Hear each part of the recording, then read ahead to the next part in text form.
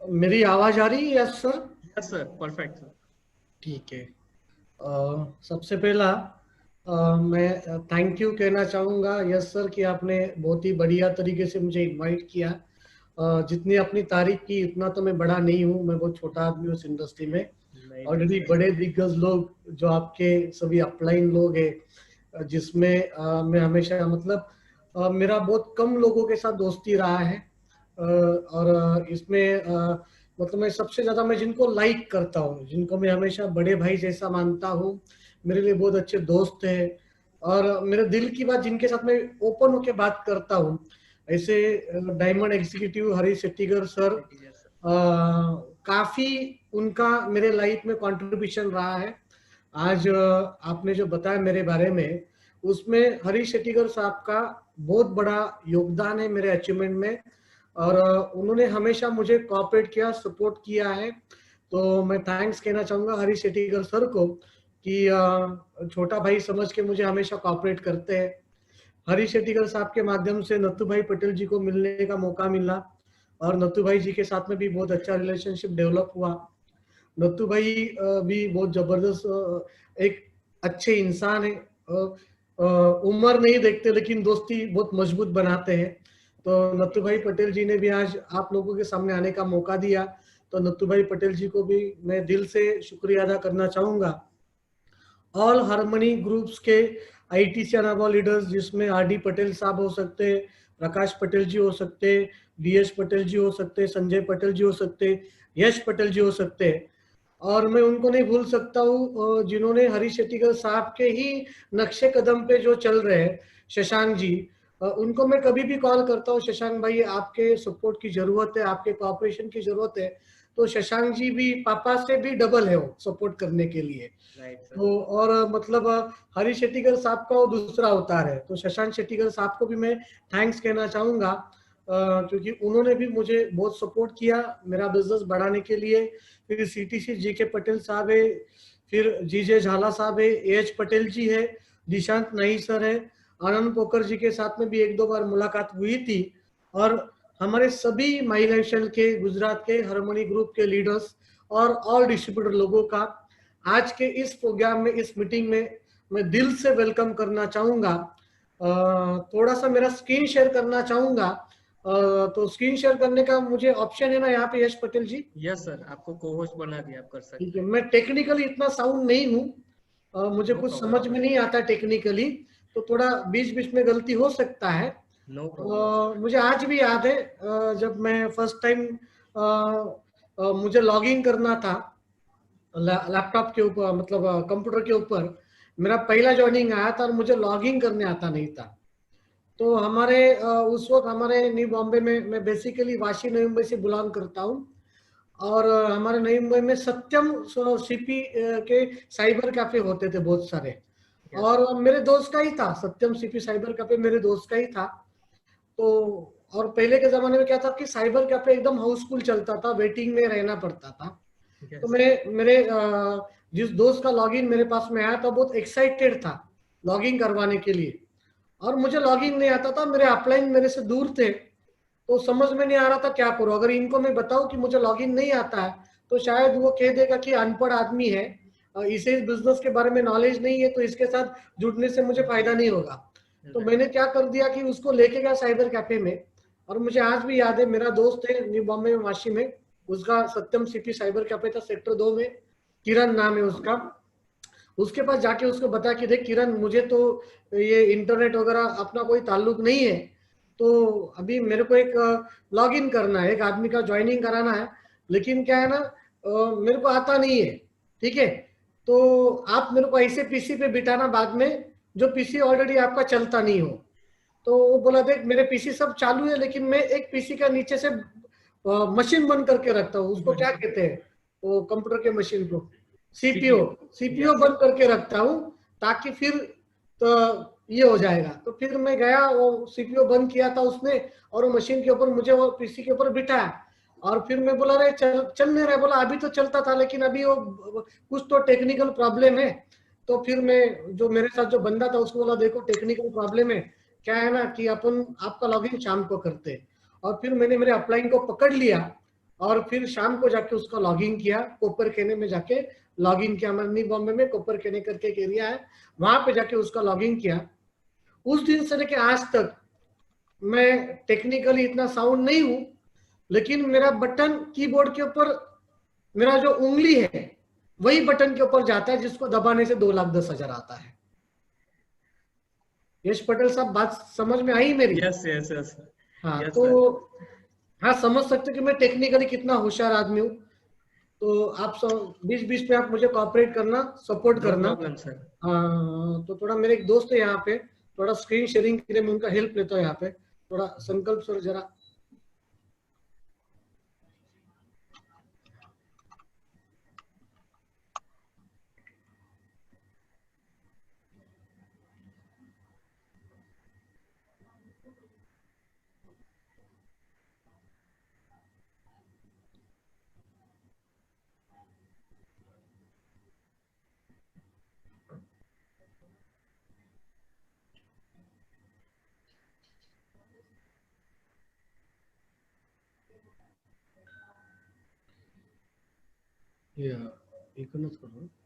Screen दिख रहा है सर।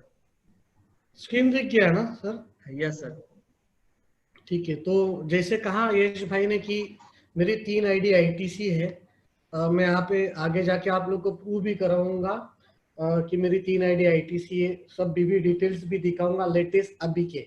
इसी वक्त मैंने अभी वो बीवी डिटेल्स स्क्रीनशॉट निकाल के थोड़ा बहुत मेरे दोस्त से पीपीटी बना के लिया, वो भी दिखाऊंगा। मेरा लास्ट ईयर का फॉर्म 26 भी दिखाऊंगा, ये साल का भी दिखाऊंगा। लॉकडाउन में मई मंथ की मेरी 1 महीने की इनकम क्या थी लॉकडाउन में, वो भी दिखाऊंगा। सारे प्रूफ के साथ बात करूंगा। लेकिन आज यहाँ पे जितने भी लोग मुझे सुन रहे हैं, नियर अबाउट मेरे ख्याल से 500 से अधिक लोग ये सिस्टम के ऊपर है, और कुछ लोग यूट्यूब के ऊपर भी मुझे देख रहे हैं। यस सर, 800 लोग हैं अभी। हाँ, 800 लोग नियर अबाउट मुझे सुन रहे हैं। और दोस्तों, मैं आप सभी लोगों को बताना चाहूंगा कि मैं कोई बड़ा स्पीकर नहीं हूँ। मैंने कभी स्टेज के ऊपर ज्यादा बात नहीं की। वो थोड़ा बहुत कोई सेमिनार में जाके एक्सपीरियंस शेयरिंग शेयर करता हूँ। लेकिन आज हरीश शेट्टीगर साहब और नत्थू भाई पटेल साहब, इनके माध्यम से आज आप लोगों के सामने आने का मौका मिला और अपनी बात रखने का मौका मिला। मैं भी आप ही के जैसा ही एक साधारण व्यक्ति था, आज असाधारण जिंदगी जी रहा हूँ। और मैं किस परिवार से बिलोंग करता था, मेरे परिवार में क्या क्या परिस्थितियां थी, और मेरे घर में कौन कौन लोग थे, कौन कौन व्यक्ति को क्या क्या तकलीफें हुई जीवन के अंदर, उन तकलीफों के कारण मेरे जीवन में कैसे परिवर्तन हुआ, आज मैं ये सब चीज आपको यहाँ पे बताने वाला हूँ। बिकॉज ऑफ मैं मेरे लाइफ का जर्नी आपको यहाँ पे बताऊंगा, आपके साथ शेयर करूंगा। थोड़ा मेरा हिंदी बम्बई लैंग्वेज का होगा, तो थोड़ा आप एडजस्ट कर लेना, क्योंकि बम्बई लैंग्वेज का जो हिंदी होता है थोड़ा एरोगेंटली होता है, तो थोड़ा समझ लीजिएगा, मेरी भावनाओं को समझ लीजिएगा। ठीक है, और उम्मीद करता हूँ कि आप सभी लोग मेरे साथ आखिरी तक रहोगे, एंड तक रहोगे, ताकि कोई अगर मेरे जैसा बंदा हो तो उसके जीवन में भी आज के सेशन के बाद ट्रांसफॉर्मेशन आ सकती है। वैसे तो कई सारे ट्रेनिंग प्रोग्राम्स आप लोगों ने हरीश शेट्टीगर साहब के माध्यम से सुने होंगे, नत्थू भाई पटेल साहब के माध्यम से सुने होंगे, आपके टीम के बहुत सारे आईटीसीज, बहुत सारे जबरदस्त सीटीसीज, एनटीसीज लीडर के माध्यम से सुने होंगे। आप लोगों को तो ये बिजनेस को कैसे बढ़ाना उसका ज्ञान सभी को होगा। लेकिन आज मैं आपको समझाऊंगा कि ये बिजनेस में मैं क्यों आया और आपको इस बिजनेस को क्यों करना है, आप इस बिजनेस को क्यों करें, ये बात आज मैं आप लोगों को समझा के जाऊंगा दोस्तों। तो मेरी 3 आईडी जैसे कि आईटीसी लेवल पे बताई, यहाँ पे मेरा नाम शंकेश दत्तात्रेय वायाल, मैं न्यू बॉम्बे से बिलोंग करता हूँ, और पिछले 15 सालों से मैं नेटवर्क मार्केटिंग उद्योग के अंदर हूँ, ये इंडस्ट्री के अंदर हूँ, डायरेक्ट सेलिंग बिजनेस के अंदर हूँ। और ये बिजनेस में जुड़ने से पहले मैं क्या था, मेरे जीवन में क्या दिक्कतें थी, मेरा जीवन किस तरीके से चल रहा था, और मेरे परिवार के हर एक व्यक्ति ने किस तरीके से अपने लाइफ को एडजस्टमेंट के सहारे जिया है, वो थोड़ा आप लोग के साथ शेयर करना चाहूंगा। मेरे परिवार में दोस्तों, ये मेरा छोटा सा परिवार था इसलिए बोल रहा हूँ क्योंकि इसमें से कुछ लोग आज हमारे साथ में नहीं है। यहाँ पे मेरे पिताजी है, माताजी है, और ये हमारे बचपन का फोटो है। बीच में कैप पहन के मैं हूँ, मेरे एक साइड में मेरे माताजी के यहाँ पे मेरे बड़े भाई साहब है, मेरा छोटा भाई है, और मेरी बड़ी सिस्टर है। मेरे पिताजी का बिजनेस था, बहुत अच्छा बिजनेस था, और मैं हमेशा कहता हूँ कि मैंने जन्म लिया अमीरी में, गोल्ड स्पून में हम सब लोग पैदा हुए थे। हमारा बॉम्बे में एपीएमसी मार्केट में बड़ा उद्योग था, बड़ा व्यापार था, और जीवन खुशी खुशी बहुत अच्छे लेवल पे चल रहा था, बहुत मस्त लाइफ चल रही थी। लेकिन अचानक से हमारे जीवन में एक संकट आ गया, अचानक से हमारे लाइफ में ना आए, और वो दिन आ गया, मेरे पिताजी को पैरालिसिस का अटैक आ गया। जिस दिन मेरे पिताजी को पैरालिसिस का अटैक आ गया, उस दिन मेरे पिताजी को हॉस्पिटल कराया गया। मेरे पिताजी हॉस्पिटल में एडमिट हुए, हॉस्पिटल में उनके ऊपर ट्रीटमेंट चला, लेकिन वो ट्रीटमेंट सक्सेसफुल नहीं रहा। उस दिन मेरे पिताजी घर के अंदर बेड के ऊपर रहे, और उनकी बॉडी ने उतना सपोर्ट नहीं किया, और फिर उनके पैरालिसिस अटैक आने के बाद कुछ दिनों के बाद में मेरे पिताजी का देहांत हुआ, उनकी डेथ हो गई। 13 जनवरी 1997 को मेरे पिताजी हम लोग को इस दुनिया से छोड़ के चले गए। और फिर पिताजी जाने के बाद में दुनिया ने एक नया रूप हम लोग को दिखाया। लाइफ में एक दुनिया की हकीकत क्या है, वो पिताजी जाने के बाद में हमें दोस्तों समझ में आ गई। और पिताजी के देहांत के बाद हम लोग के लाइफ में क्या क्या दिक्कतें आई, क्या क्या प्रॉब्लम्स आए, क्योंकि जब पापा थे, मेरे पिताजी थे, तब लाइफ एकदम मस्त चल रहा था, एकदम स्मूथली चल रहा था, बहुत लाड़ प्यार में हम भाई बहन रहते थे, बहुत खुशी वाला माहौल होता था। एक व्यापारी के लड़के मतलब हर दिन घर में पैसा खेलता था, हर दिन नोट नोट दिखती थी, नोट के बंडल दिखते थे। लेकिन जब पिताजी गए, तो पिताजी जाने के बाद में दोस्तों मेरी बड़ी बहन, मेरा बड़ा भाई, मैं, मेरा छोटा भाई और मेरी माँ, हम 5 लोगों को जिस तरीके से तकलीफें हुई, वो तकलीफें मैं हमेशा भगवान से जब प्रार्थना करता हूं, तब यही प्रार्थना करता हूं कि जिन तकलीफों का सामना, जिन दुख का सामना, जिन हादसों का सामना मेरे परिवार ने किया, ऐसे मेरे दुश्मन के लाइफ में भी ना आए, ऐसे कोई दूसरे व्यक्ति के लाइफ में कभी वो नौबत ना आए। मैं हमेशा भगवान से यही प्रार्थना करता हूँ दोस्तों। क्योंकि ये जो मेरी माँ है, यहाँ पे मेरी माता जी का जो आप लोग फोटो देख रहे हो, ये जब मेरे पिताजी थे तब ये इनके पूरे मैके में, इनके पूरे बहनों के साथ में, ये मेरी माता जी एकदम पावरफुल थी, पैसे से पावरफुल थी। जब कोई ओकेशन आता था, कोई शादी ब्याह रहता था, तो 50-50 तोला गहना पहनती थी अपने गले में, हाथ में 10-10, 20-20 तोले का बांगड़ी रहता था मेरी माता के हाथ में। लेकिन ये मेरी माँ को मेरे पिताजी जाने के बाद दोस्तों घर में सब्जी बेचना पड़ा। मेरी माँ को घर पे सब्जी बेचना पड़ा। मुझे आज भी याद है, मेरी माँ 2-3 धनिया की गड्डी लेके आती थी, 1.5-2 किलो मिर्ची लेके आती थी, थोड़ा बहुत अदरक लेके आती थी, और कड़ी पत्ता लेके आती थी, और 50 पैसे का मसाला, 1 रुपए का मसाला, वो जो धनिया, मिर्ची, अदरक और कड़ी पत्ता, ऐसा 50 पैसे का, 1 रुपए का बेच बेच कर 100, 125, 150 रुपए का धंधा होता था हमारा दिन में घर का। वो वारना आइसक्रीम का एक प्लास्टिक का डिब्बा आता था, वो मेरे माता जी का गल्ला होता था, काउंटर होता था, और वो 100, 125, 150 रुपए में वो मसाला बेच के, वो सब्जी बेच के, उस दरमियान दोस्तों हमारा घर चलता था। जिस घर में लाखों रुपए खेलते थे, उस घर का मुखिया जाने के बाद, उस घर का मेन आदमी जाने के बाद, उस घर के हर एक व्यक्ति को किन चीजों का सामना करना पड़ा। मेरी माँ को सब्जी बेचनी पड़ी। उसने जिंदगी में कभी सोचा नहीं होगा कि उसको सब्जी बेचना पड़ेगा। ये मेरी माँ, मैं आपको बताऊं, जो 40-40, 50-50 तोला गोल्ड पहनती थी शादी ब्याह में, हमेशा पैसे उसके पर्स में होते थे, बड़े बड़े बंडल्स होते थे नोटों के। उस माँ को एडजस्टमेंट की लाइफ उस लेवल पे करनी पड़ी। मैं आपको बताऊं, मैं आपको बताना चाहता हूं, मेरे पिताजी जाने के बाद में मेरे माताजी का हमने गोल्ड बेच बेच के घर चलाया, गोल्ड बेच बेच के घर चलाया। और उनका आखिरी जो गोल था, उनके गले में 2 सोने की वाटी थी और काले मणि की माला थी, और उसमें 2 सोने की छोटी छोटी मणि थी, उसको वाटी बोलते हैं हमारे मराठी में क्या। वो भी हमने बेचा, और वो भी बेचकर आखिरी उसका जो गले का सोना था वो भी बेच के हम लोग ने खाया। मेरी माँ ने मुझसे और मेरे बड़े भाई से एक दिन कहा कि बच्चों, अरे आपने तो मुझे, गला मेरा पूरा खाली रहता है, मेरे गले में कुछ भी गोल्ड नहीं रखा है, एटलीस्ट 100-125 रुपए का काले मणि का एक माल तो लेके आओ ताकि मेरा गला खाली नहीं बैठे। और मुझे बताने के लिए इतना दुख हो रहा है दोस्तों कि वो मेरी माँ को हम लोग दे नहीं पाए, और ठीक उसके 1.5-2 महीने के बाद मेरी माता जी का देहांत हुआ। बहुत तकलीफ हुआ। 11 फरवरी 2003 हमारे जीवन का सबसे बुरा दिन। पिताजी तो चले गए 1997 को, लेकिन 2003 में माताजी भी छोड़ के चली गई। 4:17 शाम के टाइम मेरे माताजी ने आखिरी सांस ली।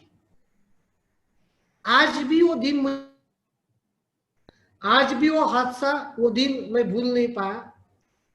जिस दिन मेरी माँ ने आखिरी सांस लिया, उनका बॉडी, उनका प्रेत हमारे घर पे पड़ा था। हम 3 भाई और एक बहन, हम रो रहे थे। माँ नहीं इस दुनिया में रही, माँ ये दुनिया छोड़ के गई, रो रहे थे।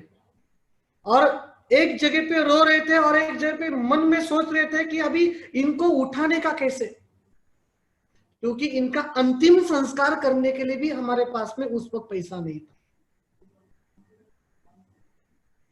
मेरी माँ ने, जिसने हमें जन्म दिया, उस माँ को अंतिम दिन, उस माँ को अंतिम संस्कार करने के लिए मेरे दोस्तों हमारे पास में पैसा नहीं था। 18 साल हो गए मेरी माता जी को जाके, 18 साल। और 18 सालों में आज तक हम 3 भाई और एक बहन को आज तक पता नहीं है कि मेरी माँ का अंतिम संस्कार का खर्चा किस आदमी ने किया। कितना गरीबी देखना चाहिए एक व्यक्ति ने लाइफ के अंदर। जब मेरी माँ बीमार पड़ी, मैं आपको बताऊं, मैं और मेरा बड़ा भाई उसको डॉक्टर के पास लेके जाते थे, और वो आती नहीं थी डॉक्टर के पास में, तो हम जबरदस्ती करके उसको लेके जाते थे मेरी माँ को। और हम हमारी माँ को जबरदस्ती जब डॉक्टर के पास लेके जाते थे, हमारे नई मुंबई में वाशी डेपो, बस डेपो है, उसके बिहाइंड, उसके पीछे एक बड़ा हॉस्पिटल था, लक्षद्वीप हॉस्पिटल। वहां पे एक एमडी डॉक्टर थे, डॉक्टर संजय सताले जी। मैं नाम क्यों बता रहा हूं, कभी अगर आपको मौका है तो आप उस हॉस्पिटल में जाके आप चेक कर सकते हो, पूछ सकते हो। वो संजय सताले डॉक्टर साहब के पास जब मेरी माँ को हम लोग लेके जाते थे, तब मेरी माँ वो डॉक्टर को बोलती थी कि डॉक्टर साहब, मेरे बच्चे बहुत छोटे हैं, आप बाहर की दवाई लिख के मत देना, आपके पास जो दवाई है ना वही दवाई देना। तो डॉक्टर साहब कहते थे मेरी माँ को, मौसी आप चिंता मत करना, आप मेरे पास इलाज के लिए आया करो, दवाई का खर्चा जो भी है वो हम लोग बाद में हिसाब करेंगे, आपके बच्चे जब बड़े हो जाएंगे तो बैच के साथ उनसे पैसा ले लूंगा मैं, लेकिन आप आया करो।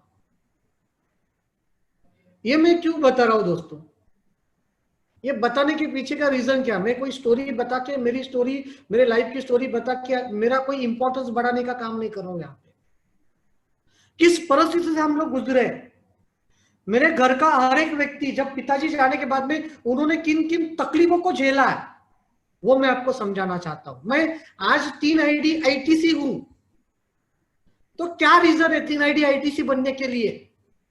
आज करोड़ की इनकम आ रही है, तो क्या रीजन है करोड़ की इनकम आने के लिए? आपको इस बिजनेस में जुड़ने के बाद ट्रेनिंग दिया जाता है, मोटिवेट किया जाता है, लेकिन मैं हमेशा कहता हूं, जब तक आपके पास कोई पर्पस नहीं है, जब तक आपके पास कोई पेनफुल स्टोरी नहीं है, तब तक दोस्तों कामयाबी आपके लाइफ में नहीं आएगी। मेरी मां ने जिस तकलीफ को उठाया है ना दोस्तों, मुझे उस परिस्थिति की बहुत चीड़ है। उन दिनों का मैंने रिवेंज लिया है।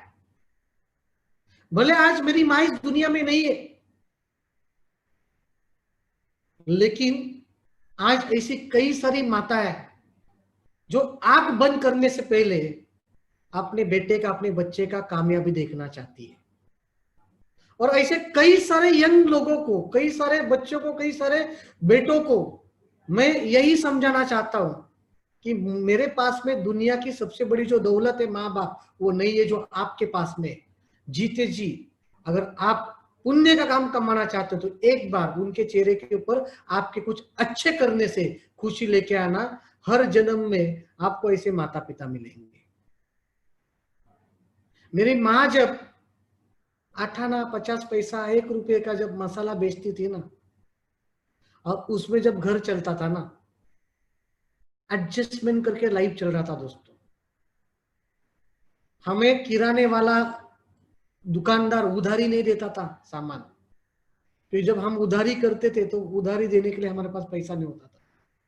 मेरे पिताजी जाने के बाद में हम 4 बहन भाइयों ने, हम लोगों ने ऐसे कितने दिन निकाले होंगे कि हमारे घर पे खाना नहीं बनता था, हमारे घर पे खाना नहीं बनता था।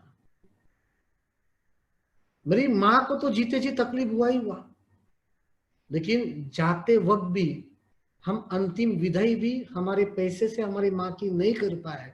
ये बात का दुख आज भी मेरे लाइफ में, मेरे पास में, मेरे साथ हमेशा है।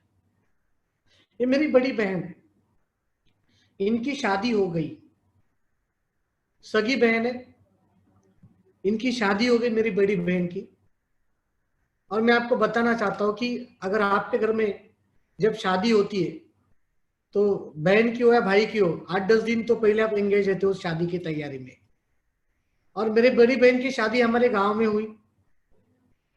आप लोग बिलीव नहीं करोगे, मैं और मेरा बड़ा भाई, हम दोनों हमारी बहन की शादी के दिन दोपहर को 3 बजे गांव में पहुंचे, क्योंकि बहन के शादी में जाने के लिए भी हमारे पास पैसा नहीं था। मेरी बड़ी बहन की शादी के लिए जाने के बाद भी हमारे पास पैसा नहीं था। किसी की गाड़ी थी, वो गाड़ी में बैठकर हम लोग गए शादी के दिन। जो मेरे बहन के शादी में हमारे रिश्तेदार जाने वाले थे, उनके गाड़ी में बैठ के हम लोग शादी में गए दोस्तों। मेरी बड़ी बहन हमारे वाशी में नहीं, बॉम्बे में रहती थी, हमारे बगल में रहती है। हम 3 भाई जब उसके घर पे जाते थे तो हम लोग हाथ के ऊपर लिख के देते थे बहन को कि सिस्टर 20 रुपया चाहिए, ताकि उसकी सास ससुर ना देखे। तो हाथ के ऊपर लिखते थे और उसको दूर से दिखाते थे। और जब वो देखती थी हाथ के ऊपर लिखा है 20 रुपया चाहिए, कागज लेती थी, कागज के अंदर 20 रुपए का नोट डालती थी, गोला बना के खिड़की से फेंक देती थी। और वो गोला उठा के हम भाई लेके जाते थे, और वो 20 रुपए में जो भी वड़ा पाव बिड़ा पाव आता था वो हम लोग खाते थे। ऐसे दिन देखे दोस्तों, बहुत बुरे दिन देखे। यही बड़ी बहन जिनकी शादी के बाद, इनकी जब पहली डिलीवरी जब थी, हमारे घर पे जब इनको डिलीवरी के टाइम लाया गया दोस्तों, ये मेरी जो बड़ी बहन है ये हार्ट पेशेंट है। ये 7th स्टैंडर्ड में थी तब उनको चेस्ट में पेनिंग होना शुरू हो गया। तो बॉम्बे में केम हॉस्पिटल है, वहां पे जब दिखा, मेरे पिताजी तब थे जिंदा, तब की मैं बात बोल रहा हूँ। उस वक्त मेरे पिताजी ने जब बड़ी बहन को ट्रीटमेंट केम हॉस्पिटल में चालू कर दिया, तब डॉक्टर ने बताया था कि आपके लड़की के हार्ट में जो वॉल है, वॉल को छेद है, तो आगे जाके आपके लड़की का शादी से पहले ऑपरेशन कराना पड़ेगा, ऑपरेट करना पड़ेगा, तब जाके उसकी शादी करनी पड़ेगी। और मेरे पिताजी, मेरे बहन के शादी के पहले उनका डेथ हो गया। मैं आगे आपको बताऊंगा कि जब मेरे पिताजी का डेथ हो गया तो उसके पहले वो किस टेंशन में थे, बहन के शादी के प्रेशर में थे। और उनको जब पैरालिसिस का अटैक आया, तो पैरालिसिस का अटैक आने के बाद मेरे पिताजी को एक चीज समझ में आई कि वो अभी ज्यादा दिन नहीं टिकेंगे। तो मेरे पिताजी ने मेरे चाचा लोगों से मेरे बहन के ऑपरेशन के लिए कुछ पैसे की हेल्प मांगी, जो उनके सगे भाई मेरे 4 चाचा जी है। और मेरे 4 चाचा जी बहुत अच्छा पोजीशन है हमारे गांव में, बहुत बढ़िया है। अगर कोई खेत बेचने निकलता है तो रातों रात खरीदते, इतना मालदार पार्टी है। और मेरे पिताजी ने मेरे चाचा लोग से हेल्प मांगी, लेकिन मेरे चाचा लोग ने उनको हेल्प किया नहीं, उनको पैसा दिया नहीं। दुख उस बात का होता है कि मेरे पिताजी ने जिन भाइयों को बचपन से संभाला, अपने छोटे भाइयों को लाड प्यार में संभाला, उनके लिए उनकी पढ़ाई लिखाई कराई, उनके लिए उनकी शादियां कराई, लेकिन जब मेरे पिताजी का टाइम आया तो मेरे चाचा लोगों ने सपोर्ट नहीं किया और मेरे पिताजी का डेथ हो गया और मेरे बहन का शादी भगवान की दया से शादी भी हो गया। लेकिन जब ये पहले डिलीवरी के टाइम मेरी बहन हमारे पास आई, मैं आपको बताना चाहता हूँ, हार्ट पेशेंट होने की वजह से डॉक्टर ने, गायनोकोलॉजिस्ट डॉक्टर ने पहले ही बताया था कि इस लड़की का डिलीवरी करना है तो अच्छे हॉस्पिटल में करना पड़ेगा। और उस हॉस्पिटल में जब इनका डिलीवरी के टाइम जब प्रेशर आएगा, चेस्ट के ऊपर पेन होगा, तो ये ऑलरेडी हार्ट पेशेंट है, इसका ऑपरेशन आपने कराया नहीं तो कुछ भी हो सकता है, तो हार्ट स्पेशलिस्ट कार्डियोलॉजिस्ट को बुलाना पड़ेगा, तो उसके लिए खर्चा बहुत है। तो मैं, मेरा बड़ा भाई, हम लोग जब घर पे आए तो हमारी माँ के साथ हमने डिस्कस किया कि डॉक्टर ने इस तरीके का खर्चा बताया, करने का क्या। तो माता जी ने कहा कि एक काम करते बच्चों कि हम लोग प्राइवेट हॉस्पिटल में नहीं करेंगे, हम लोग बॉम्बे में केम हॉस्पिटल में जहाँ पे उसका ट्रीटमेंट चला है वहीं पे हम लोग उसका डिलीवरी के लिए एडमिशन कराते हैं। और मेरी माँ ने जिस तरीके से बताया उस तरीके से हमने हमारी बहन को एडमिट कराया डिलीवरी के लिए केम हॉस्पिटल में। मैं रहता था न्यू बॉम्बे में, सानपाड़ा के अंदर, और केम हॉस्पिटल जो है हमारे घर से कम 30-35 किलोमीटर की दूरी पे बॉम्बे में। मेरी बहन डिलीवरी के लिए जब हमारे पास मैके में आई, जिस दिन 6 अक्टूबर की बात है, मैं आपको बताना चाहता हूँ, और 6 अक्टूबर के दिन जिस दिन मेरे बहन के पेट में दर्द होना शुरू हो गया, मेरे माँ ने बोल दिया कि बेटा भी इसको लेके जाना पड़ेगा केम हॉस्पिटल में। हम 3 भाई, तीनों ने उस वक्त घर छोड़ा और अपने अपने दोस्तों से जो भी पैसा मांग के लाया, वो आज भी अमाउंट मुझे याद है, 380 रुपए का अमाउंट जमा करके लाया। उसमें 4 आना और 8 आने का कॉइन भी था, और वो 380 रुपया लेके आए मेरा बड़ा भाई और मेरी माँ मेरी बहन को टैक्सी भाड़े से करके केम हॉस्पिटल लेके गए। हालांकि उस वक्त मेरी बहन हार्ट पेशेंट है, उसे पहले से ही वॉल के अंदर छेद है, उसे पहले से ही तकलीफ था, लेकिन वो जो दर्द था, वो दर्द को कभी उसने मैके को, कोई आदमी को, कोई भाई को या अपने माँ को कभी बताया नहीं, क्योंकि वो जानती थी मेरे मैके की इकोनॉमिकल सिचुएशन क्या है।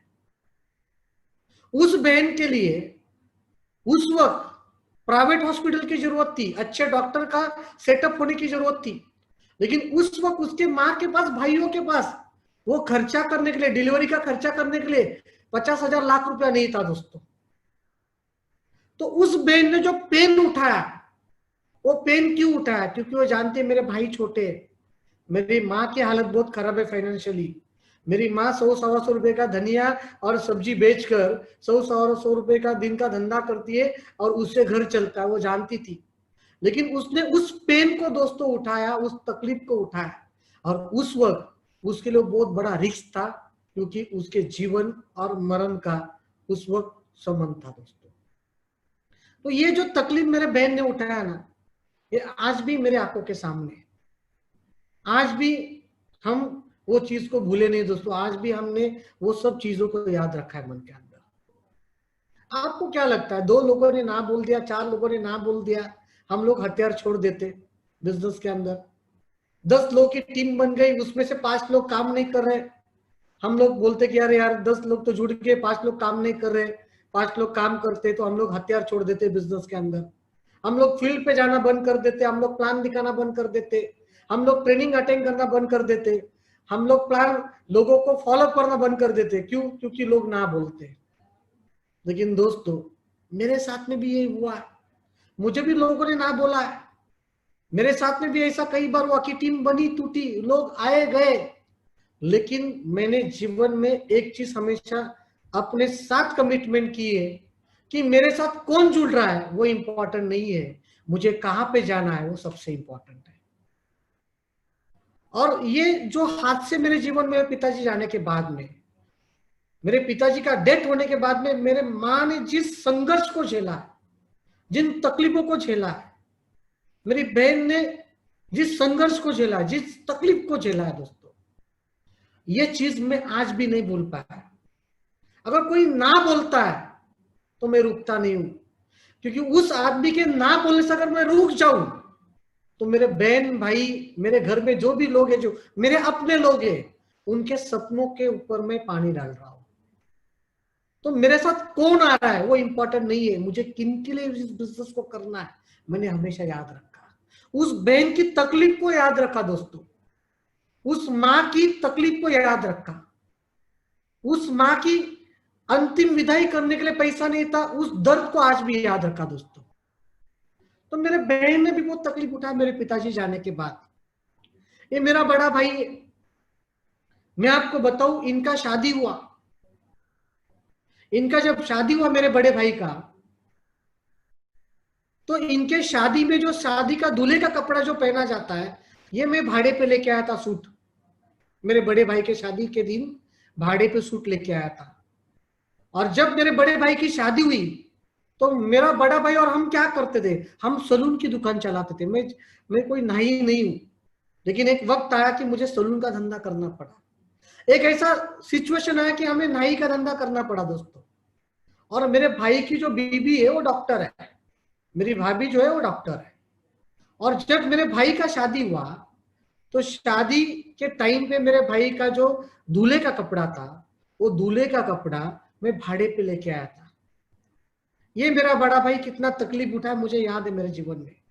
मेरा छोटा भाई यहाँ पे जो कैप पहन के यहाँ पे दिख रहा है आप लोग को, ये छोटा भाई 11वीं के क्लास में कॉलेज में जब जाता था तो 5 से 6 किलोमीटर दूर पैदल पैदल जाता था, 5 से 6 किलोमीटर दूर पैदल पैदल आता था कॉलेज से। एक ही जींस पैंट पहनता था, 2 दिन में एक जींस पैंट पहनता था और तीसरे दिन धोता था, वापस वही जींस पैंट पहनता था।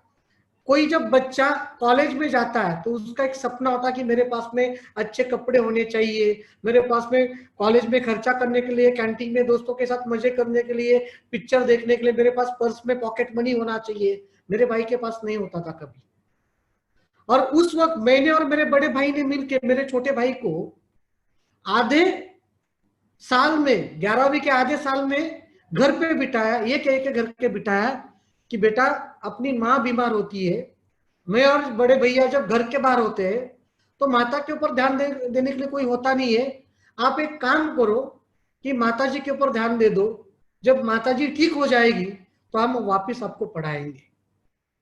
लेकिन उस वक्त हमारी औकात नहीं थी, हमारी सिचुएशन नहीं थी कि हम हमारे छोटे भाई को कॉलेज आगे कंटिन्यू कर पाए, उसे 11वीं का पूरा एक साल पूरा एजुकेशन दे पाए। उस वक्त हमारी वो सिचुएशन नहीं थी दोस्तों।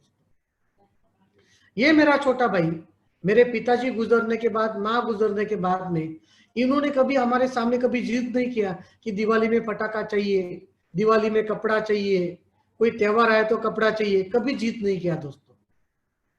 मेरे छोटे भाई ने और मैंने मिलके, मैं आपको क्या बताऊं, लोगों के दारू के गिलास धोए। मेरे माँ बाप जाने के बाद में किन किन चीजों का हमने संघर्ष किया, क्या क्या चीजें करनी पड़ी जीवन के अंदर। बहुत भयानक दिन थे दोस्तों। मैं नेटवर्क मार्केटिंग में आने से पहले बहुत तकलीफ उठाया। और ऐसे ही हमारे परिवार में जब मेरे पिताजी 13 जनवरी को गुजर गए 1997, करीब आज 23-24 साल हो गया। फिर उनके बाद मेरी माँ चली गई 2003, 11 फरवरी 2003 में माता जी का देहांत हुआ। और फिर ये हम 3 भाई है, यहाँ पे मेरी बड़ी बहन है। आज हम चारों लोग इस बिजनेस में एक साथ में, बहुत अच्छा लगता है कि चारों लोग इस बिजनेस में एक साथ में। जिस बहन ने हम लोग को माँ बाप जाने के बाद में संभाला, देखा, मेरा दायित्व बनता है कि उस बहन के लिए मैं मेरे जीवन में कुछ करके जाऊं। आज मैं आपको बताऊं, मेरी बहन का भी आईडी मेरे साथ में इस बिजनेस में। इस साल आप सभी लोगों ने रक्षाबंधन बनाया, मैंने भी बनाया, लेकिन रक्षाबंधन जिस वीक था वो वीक भी मेरे बहन के खाते में माई लाइफस्टाइल बिजनेस से लगभग 45,000 रुपए का इनकम गया। मैं मेरी बहन की साल में एक बार रक्षा नहीं करता हूँ, 365 दिन रक्षा करता हूँ। हर हफ्ते मेरे काम करने से मेरे बहन के खाते में पैसा जाता है। मेरी बहन 2 आईडी पे आरटीसी है, रीजनल टीम कोऑर्डिनेटर 2 आईडी पे मेरी बहन के आईडी मैंने लेके रखे, वो कुछ नहीं करती, मैं ही करता हूं। उसके लेफ्ट राइट में मैंने बिजनेस चालू किया है, मेरे लोगों को जोड़ के वही बिजनेस को मैं डेवलप कर रहा हूं, वो कुछ नहीं करती। लेकिन यही बहन का गोल्ड गिरवी रखे मैंने नेटवर्क मार्केटिंग करियर की शुरुआत की थी। यही बहन का मंगलसूत्र गिरवी रखे मैंने 15 साल पहले नेटवर्क मार्केटिंग करियर की शुरुआत की थी दोस्तों। यही बहन के घर पे हम 3 भाई जाके खाना खाते थे, तब उसके ससुर उसकी सास उसको डांटते थे कि तेरे भाई हर दिन आते हमारे यहाँ पे खाना खाने के लिए, तो हमको शर्म आती थी कभी कभी। लेकिन मेरी बहन ने वो भी तकलीफ को एडजस्ट किया हम लोगों के लिए दोस्तों, क्योंकि हम बहुत छोटे थे उस वक्त, और मेरे बहन ने हमारे लिए बहुत कुछ किया है। मैं हमेशा कहता हूँ, भले आज आप बिरयानी खा रहे हो, लेकिन जब आप खाली पेट थे ना, तब आपने जिस व्यक्ति का पेट भरा है दोस्तों, उस व्यक्ति को जिंदगी में कभी भूलने का नहीं। मैं आज भी मेरी बहन को कभी भूला नहीं, और इस बहन ने हमारे जितना कंट्रीब्यूट किया हमारे जीवन के अंदर, जितना सपोर्ट किया है दोस्तों, मैं मेरे जीवन में कितनी भी मेहनत करूं और कितना भी लाखों करोड़ रुपए उसको कमा के दूं दोस्तों, उसके उस कंट्रीब्यूशन के सामने दोस्तों मैं कितना भी करूं वो बहुत कम है दोस्तों। तो मेरी बहन ने उसके जीवन में बहुत तकलीफ उठाई, ये मेरा बड़ा भाई, ये छोटा भाई, ये इन्होंने बहुत तकलीफ उठाया उनके जीवन में। आज भी वो सारे पिक्चर, आज भी वो सारे सीन मेरे दिमाग के अंदर है, मेरे आंखों के अंदर है। और मैं नेटवर्क मार्केटिंग बिजनेस में जब आया दोस्तों 15 साल पहले, जिस दिन मुझे समझ में आया कि यहाँ से मैं अपने जीवन को बदल सकता हूँ, यहाँ से मैं अपने परिवार के लाइफ में, हर व्यक्ति के लाइफ में, हर सदस्य के जीवन में मेरे परिवार के खुशी ला सकता हूँ दोस्तों, उस दिन से लेके आज तक कभी जीवन में मैंने पीछे मुड़ के देखा नहीं। मैं आपको बताऊं, आज मैं 3 आईडी पे आईटीसी हूँ। मेरा बड़ा भाई सीटीसी हो, कमिंग आईडी उसका भी आईटीसी है। मेरा छोटा भाई एनटीसी है, वो भी सीटीसी बनने जा रहा है। मेरी बड़ी बहन 2 आईडी पे आरटीसी है, उसके भी आईडी एनटीसी बनने पे जा रहा है। आज पूरा परिवार एक साथ इस बिजनेस में, तीनों भाई और बहन, चारों लोग एक साथ इस बिजनेस में, बहुत अच्छा लगता है। हर बुधवार को सबके खाते में पैसा जाता है। ऐसे कई परिवार को हमने देखा है दोस्तों कि बचपन में भाई बहन एक साथ खेलते कूदते, लेकिन जब उम्र बड़ी हो जाती है और समय ऐसा आ जाता है कि एक भाई दुबई जाएगा जॉब करने के लिए, एक दिल्ली जाएगा, एक कहीं पे बैंगलोर जाएगा, मिलते कभी साल में एक बार। लेकिन मुझे बताने के लिए फक्र हो रहा है कि मेरे एक सही निर्णय की वजह से आज हम तीनों भाई और बहन एक साथ एक ही बिजनेस में जिंदगी का मजा लूट रहे हैं। ये बिजनेस कोई अकेले करने का नहीं है, ये बिजनेस परिवार के साथ करने का बिजनेस है। और जब आपके परिवार की ताकत इस बिजनेस में आपके साथ लगती है ना दोस्तों, तो बाहर के दुनिया के लोगों की मजबूरी बन जाती है आपको सपोर्ट करना। आज जितने भी लोग यहाँ पे मुझे सुन रहे हैं, इस बिजनेस को आप अगर बहुत बड़े लेवल पे करना चाहते हो, इस बिजनेस में बहुत बड़े लेवल पे कामयाबी हासिल करना चाहते हो, तो आप सभी लोगों से मैं एक ही रिक्वेस्ट करना चाहूंगा कि बाहर के लोगों को जोड़ने से पहले शुरुआत अपने परिवार से करो। अपने परिवार के लोगों का भरोसा जीत लेना। जिस दिन परिवार के लोग आपके साथ में खड़े रहेंगे ना दोस्तों, उस दिन दुनिया की मजबूरी बनेगी आपके साथ खड़े रहने की। और आज मेरा पूरा परिवार इस बिजनेस में मेरे साथ में। मेरे बड़े भाई के पास मर्सिडीज बेंज है, छोटा भाई होंडा सिटी में चलता है। जैसे वो सीटीसी बनेगा, उसका 3 सीरीज BMW आएगा या तो ऑडी आएगा। आज आप सोचिएगा, एक माँ के 3 बच्चे, एक ही बिजनेस में, तीनों के पास में लग्जरियस कार है, तीनों की आमदनी लाखों के ऊपर है। आज मेरा बड़ा भाई सीटीसी लेवल पे 4 लाख रुपए की इनकम महीने की मेंटेन करता है, छोटा भाई 2.5 लाख रुपए की इनकम महीने की मेंटेन कर रहा है, बहन के घर पे 1.5-2 लाख रुपया महीने का जा रहा है। जस्ट इमेजिन करो कि बहन के आईडी सीलिंग जाएंगे, मेरे दोनों भाई के आईडी सीलिंग जाएंगे, मेरे तो 3 आईडी है ही माई लाइफ में सीलिंग, उसमें कोई डाउट ही नहीं है। मैं तो छाप ही रहा हूं, लेकिन मेरे पीछे पीछे मेरे भाई भी छापेंगे, मेरी बहन भी छापेगी। तो जस्ट इमेजिन करना सिचुएशन क्या रहेगी घर की फाइनेंशियली। जिस घर ने 1-1 रुपए के लिए रोया है, इन 3 भाइयों ने 1-1 रुपए के लिए रोया है। आज ये 3 भाई अगर हर वीक 2,10,000 अपने अपने आईडी पे, मल्टीपल आईडी पे कमाएंगे तो कितना मजा आएगा। और दोस्तों वो दिन ज्यादा दूर नहीं है कि मेरे दोनों भाइयों का सीलिंग जाएगा, वो दिन ज्यादा दूर नहीं है कि मेरी बहन का हर वीक सीलिंग जाएगा, क्योंकि हमने डिसाइड किया है कि मरते दम तक अगर कुछ अच्छा होगा तो हमारे जीवन में सिर्फ नेटवर्क मार्केटिंग से होगा और माई लाइफस्टाइल बिजनेस से होगा। ये हमने डिसाइड किया दोस्तों। तो आज हम 3 भाई बहन सभी लोग एक साथ एक बिजनेस में, और मैं हमेशा कहता हूं माई लाइफस्टाइल बिजनेस क्या है। माई लाइफस्टाइल बिजनेस दोस्तों बिछड़े हुए रिश्तों को एक छत के नीचे लाने का बिजनेस है। और हम अगर इस बिजनेस में नहीं होते तो शायद हमारे लाइफ में भी बिछड़ना पड़ता हम लोग को कमाई करने के लिए। लेकिन भगवान की दया से, माता पिता की आशीर्वाद से आज हम चारों बहन भाई इस बिजनेस के अंदर एक साथ काम कर रहे। इससे ज्यादा खुशी की बात मेरे जीवन में दूसरी कुछ नहीं है दोस्तों। मैंने मेरे जीवन में क्या क्या किया मैं आपको बताना चाहता हूँ। मैंने भाजी मार्केट में जाके धंधा किया। मैंने टेम्पररी जो भी छोटे मोटे जॉब्स होते थे जिसमें 200 रुपया दिन का मिलता था, 150 रुपया दिन का मिलता था, ऐसे भी कुछ काम किए। मैंने सलून का बिजनेस चलाया, मैं लॉटरी सेंटर चलाया, मैं ऑटो रिक्शा गैरेज में 1.5 साल काम किया हूँ। मैं रिक्शा गैरेज में, ऑटो रिक्शा जो चलती है उसका गैरेज का मैकेनिकल पूरा काम जानता हूँ। मैंने थोड़े दिन रियल एस्टेट का काम किया। मैंने शादियों के कार्ड बांटने का काम किया। शादियों के सीजन के टाइम अमीर लोगों के घर की जो शादियां होती है तो उसके कार्ड बांटने का मैं काम लेता था, और वो कार्ड बांटने का भी मुझे पैसा मिलता था। मैंने लोगों के दारू के क्लास हुए दोस्तों।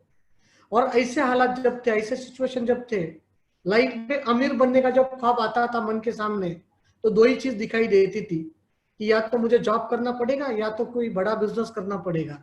और जब मैं सोचता था कि मुझे जॉब करना है तो मेरी जो क्वालिफिकेशन है, मैं जितना पढ़ा लिखा हूं, मैं मात्र 9 पास हूं। मैं सिर्फ 9वीं पढ़ा हूं, 9 क्लास तक पढ़ा हूं। मेरी शिक्षा जो है, एजुकेशन जो है सिर्फ 9 पास की है। तो जरा आप सोचिएगा, मुझे 4-5 लाख रुपए की महीने की पगार की नौकरी मिलनी है, तो क्या मैं पात्र हूं? मेरी क्वालिफिकेशन मैनेज कहीं पे मैच करेगी? जॉब के अंदर 4-5 लाख रुपए पगार आएगा? नहीं आएगा। तो मेरे लिए बाहर की दुनिया में जॉब का ऑप्शन था ही नहीं। फिर मैं सोचता था क्या किया जाए, बड़ा बिजनेस किया जाए।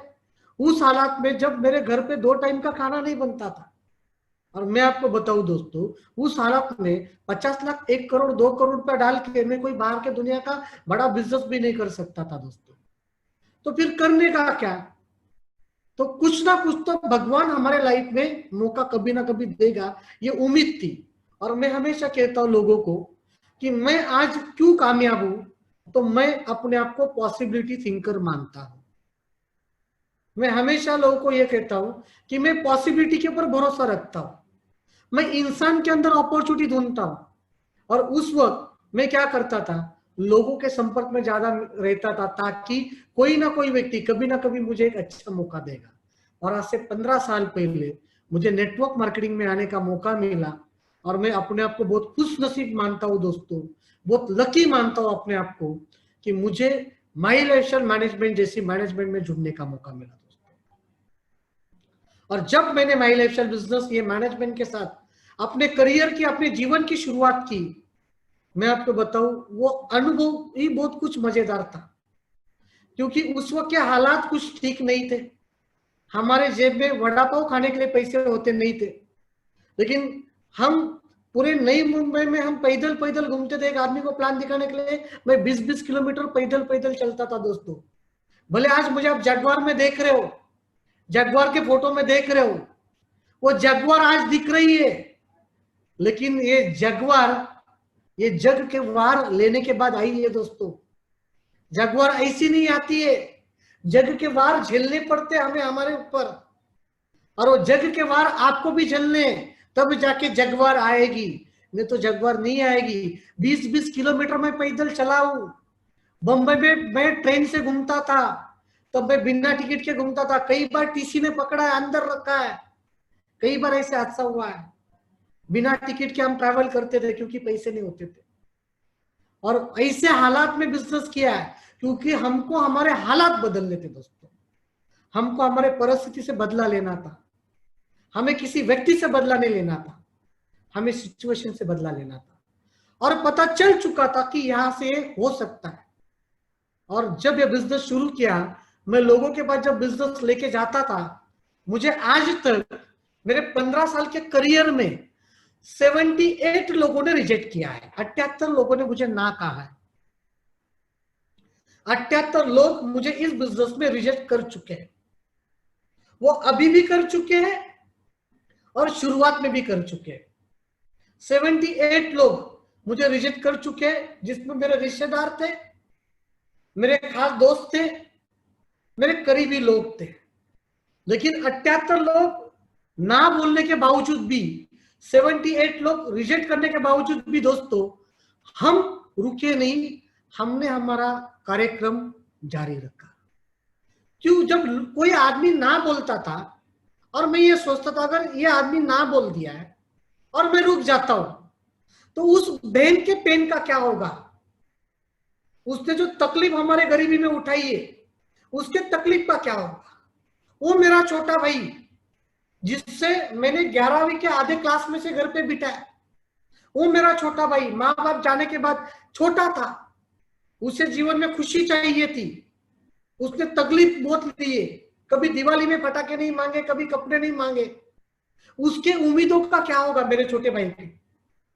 वो मेरा बड़ा भाई जिसके शादी के टाइम उसका शादी का जो कपड़ा पहना, वो जो भाड़े पे लाया, क्या जिस लड़की ने उसके साथ शादी किया, उसको जो वादा करके हमने घर पे लाया, उसके सपनों का क्या होगा अगर कोई ना बोलता है मुझे और मैं रुक जाता हूं तो?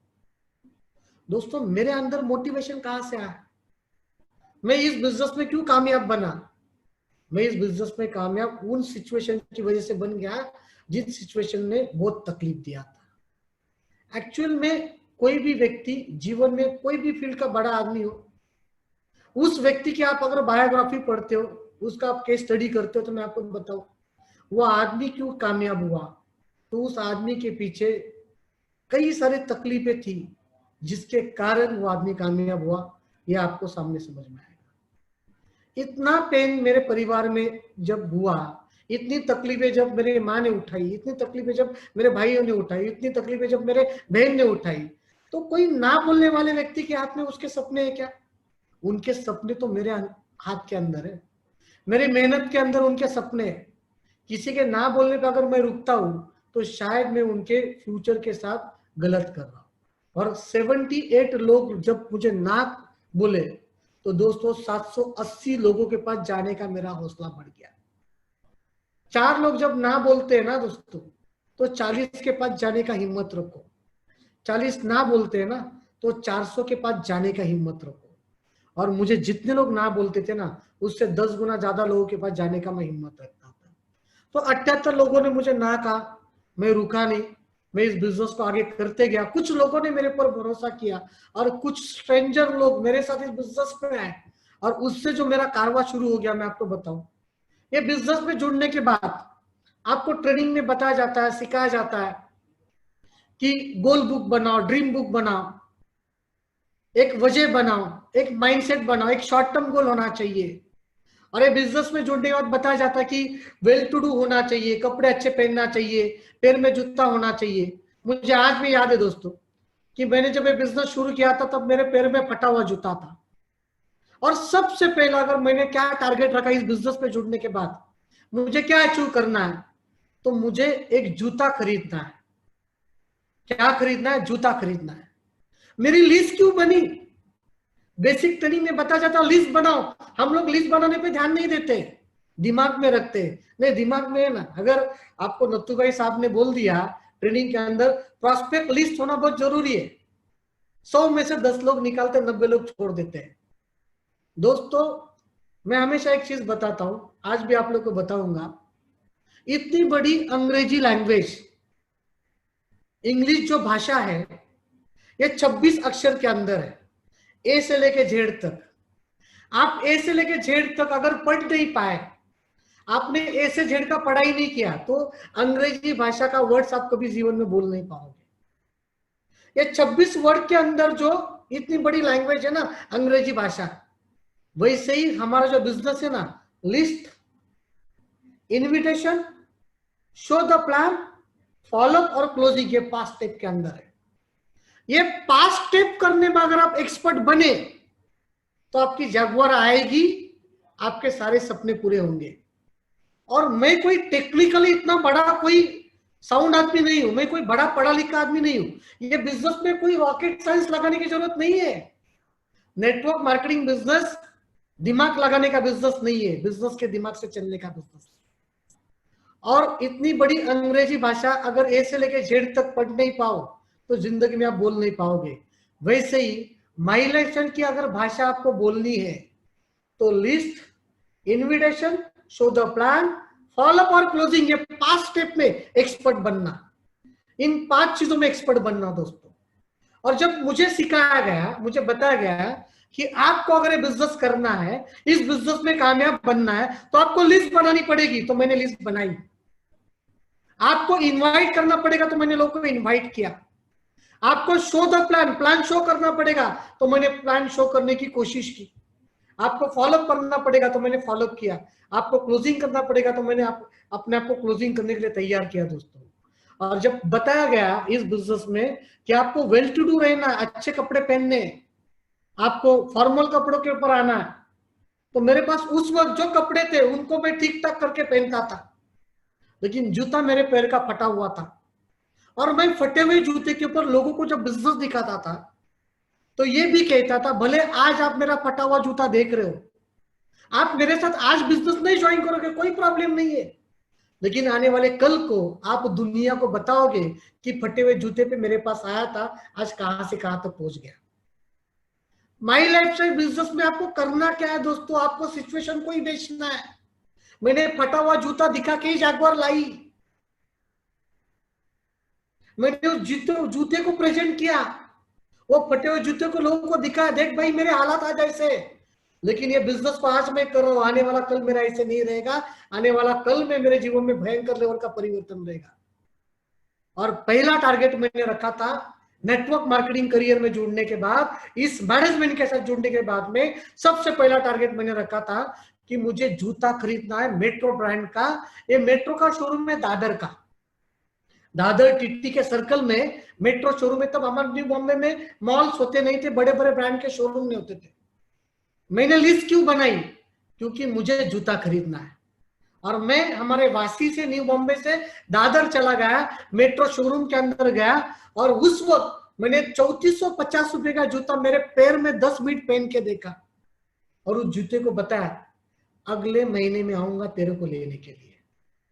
और फिर बताया जाता है बेसिक ट्रेनिंग में लिस्ट बनाओ, लिस्ट बनी अपनी, लोगों को बिजनेस दिखाना चालू हो गया। क्यों दिखाया, क्योंकि जूता खरीदना है। और दोस्तों बिना मकसद के जीवन में कोई भी कार्य सफल नहीं होता, इतना याद रखना।